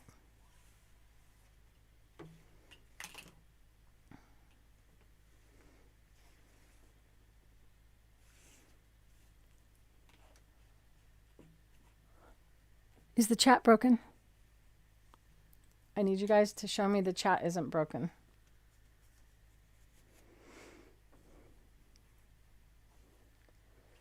Come on.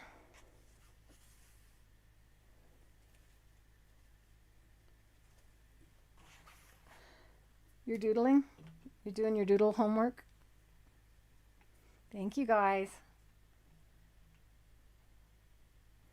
This is January 20th of 2022. This is a live show, not a podcast. So the difference between a live show and a podcast is podcasts are usually edited. They edit out all the boring parts, and since this is live, it's a matter of me choosing whether or not I continue or pass this on the next week.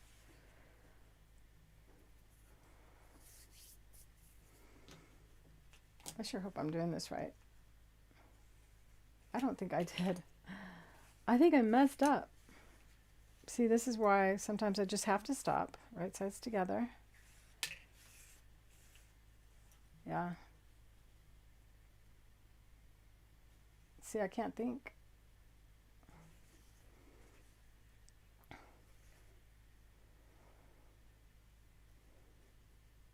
Okay, now that's right. I think I did one of the yellow ones wrong, though.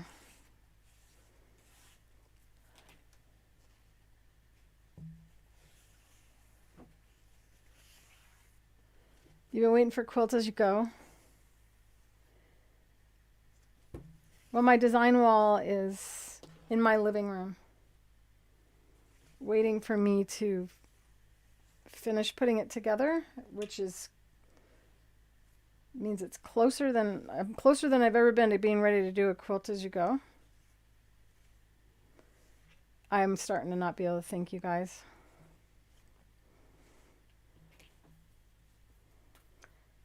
And then there's some educators will go, it doesn't matter that much, just swing it together. But in my mind, I'm mathematics. It matters to me. I like things to look really good, especially when you guys get your hands on it and look at it really close with your magnifying glasses. Well, quilting as you go is a lot more fun for your body, and I have a pattern that we're going to do. Already designed. So when it's time, it's, I'm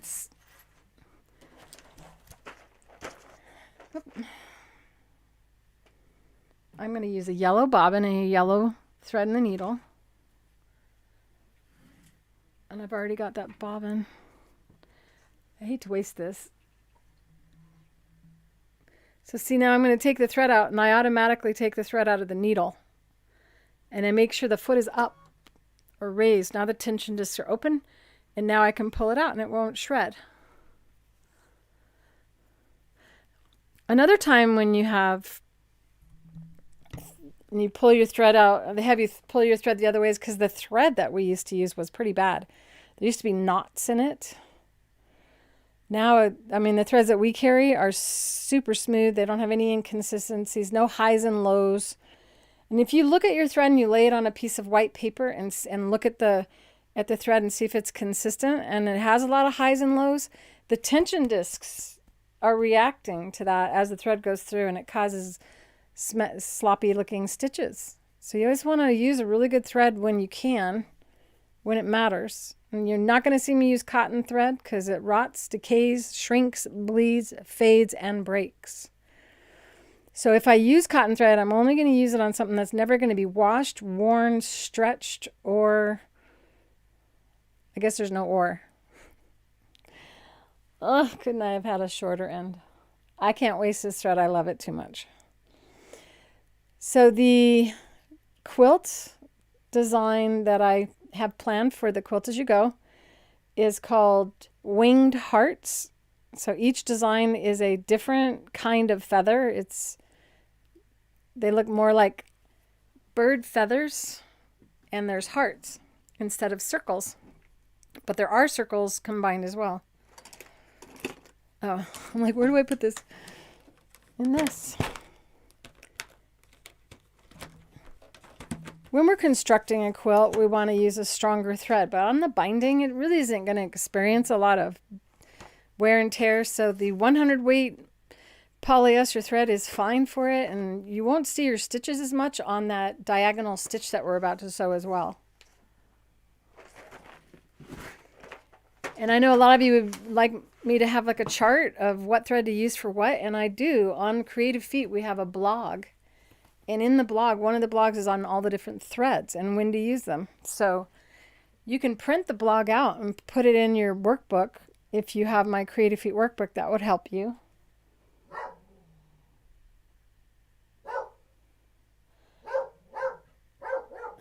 I gotta take a sip.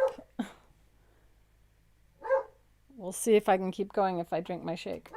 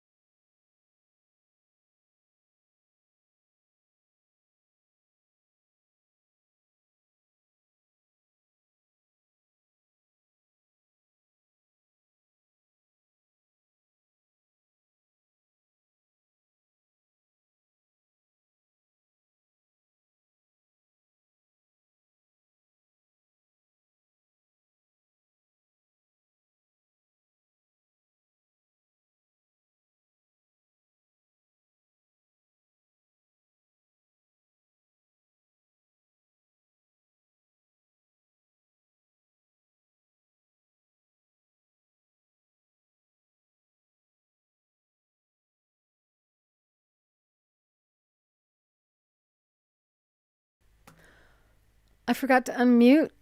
Gosh. I muted so you guys didn't have to hear the dog and me drinking my shake. And then, well, I pushed the button, but I pushed the wrong one, I guess. So this is why I stop when I go after 2 hours. I'm just not that good after 2 hours anymore. So sorry, you guys. Oops. This is oopsie day. Like, did I get enough sleep last? No, this is, see, that Mercury retrograde thing. It causes problems with communication, and this is communicating. All right.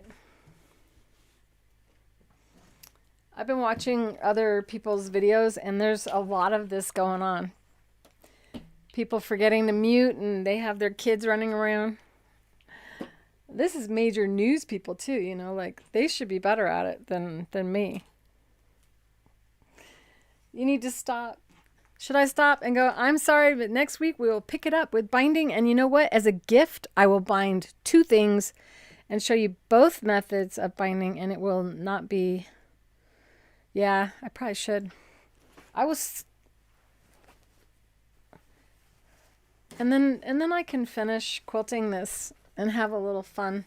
Maybe I'll go live in the school as I quilt this and just hang with you guys while I quilt that. It is my show. I can do whatever I want. With your permission, of course, because it's your show. So I'm going to look through and see if there's any questions after all of the... There's no sound. There's no sound. I was muted, and I am super hungry.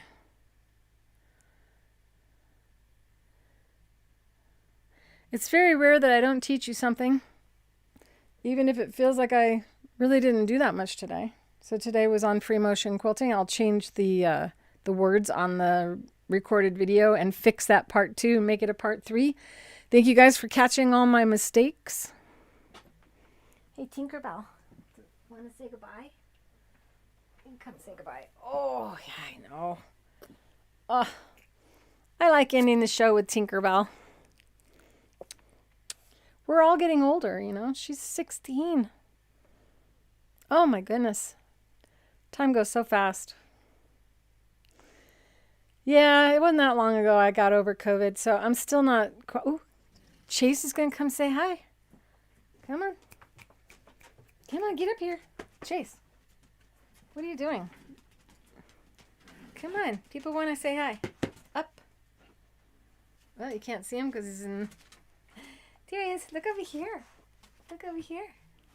Because I have no idea what you're trying to do. Aw. This is my boy. All right. He's my clumsy boy. Okay. So let's talk a little bit. Stick and tear was almost ran out. We were down to the last roll of one size, and then we were going to be completely out. Well, we received it. We had to rearrange the work area. It was enough. We have enough inventory. It's as big as a car. So we had to move stuff, get rid of stuff. And because it's so hard to hire right now, I can't really depend on having someone here when we put this giant log on the machine to cut it. So I just want you to know that I'm being really safe.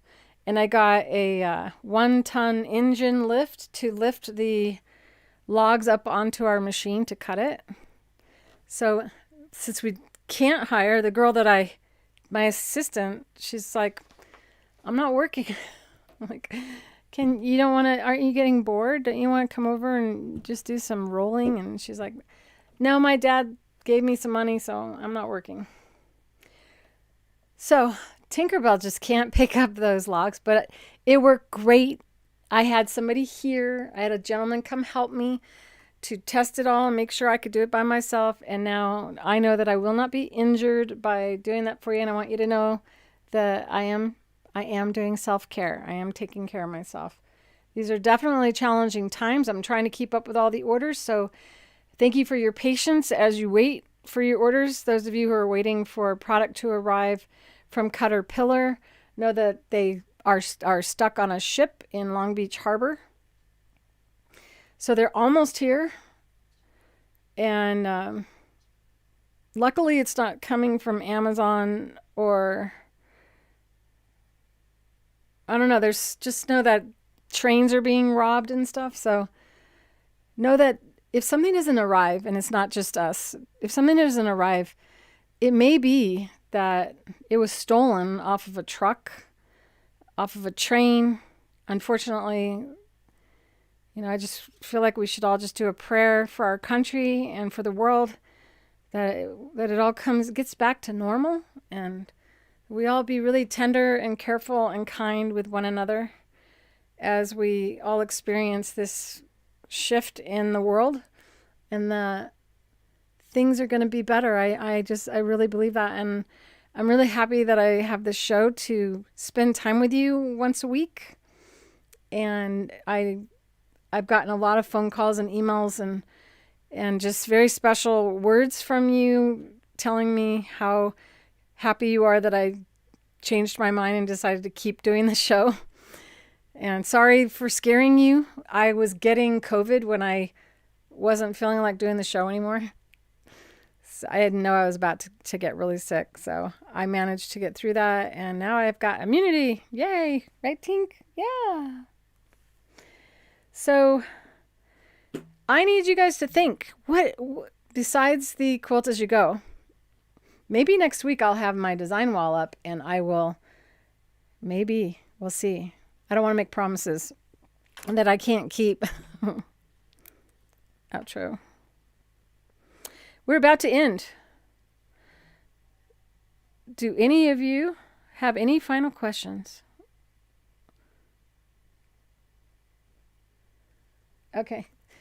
Yeah, it was a brand new pair that, so it's not going to have a package, but it was the one I opened one day and then I couldn't find them. And so I opened another one. It was in my drawer. Tweezers are awesome. We're going to be compiling an order for Applique. Hopefully I will have the time to do that tomorrow, and it doesn't take too much longer. No, I don't have a physical store. I did that.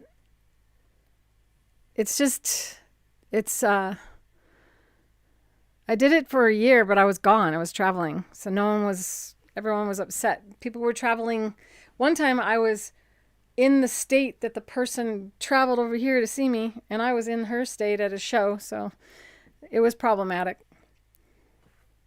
We're going to be doing live events here and in a hotel where you come and you stay and spend a few days.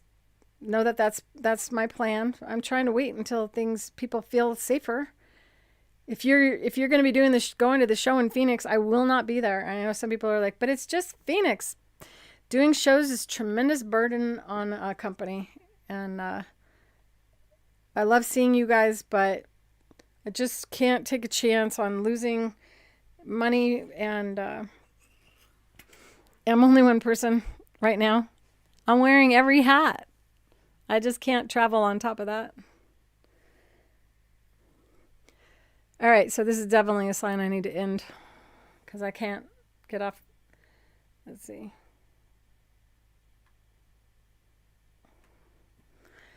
I think Queen Creek's right near me. Okay, so there's a new store that just opened up, and someone shared it with me, and it's basically like a classroom, and she's offering it to other teachers too. I just found out last night about it, so I'm looking into that. And that would be where I would be able to teach a smaller type venue instead of doing an actual retreat.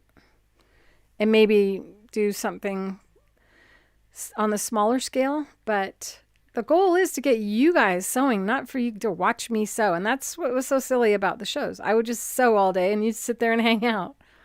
You guys got to do you got to turn on the machines and do the work, So with that, if you're new to me, my name is Clare Rowley. I'm the inventor of the Creative Feet. This is January 20th, 2022. if that is not the date and you're watching it, you're watching the rewind. Know that this is a live show every Thursday at 2 o'clock Mountain Standard Time. That's Arizona time. We don't change our clocks. And if you want to connect with me, we have subscribe to our YouTube channel, join our Facebook page, and we have groups in there as well, and or join my school at create.clarerowley.com. I hope that you've enjoyed this video. If you have, go ahead and hit that like button. Next week, I'm going to finish this thing up with a binding, and I'm going to show 2 different binding techniques. We will stay focused on it just being binding. And maybe I'll even be able to do 3 binding techniques next week. We'll see. If I'm all ready and everything's cut, then we got a better chance of that. I'm glad that you guys find this beneficial, that you're learning, and I hope that 2022 will be full of all new content, and I will be upping my edited videos for those of you who have no patience for my live ramblings. I love you all so much, and I will see you next week. Bye. I got to get better at this.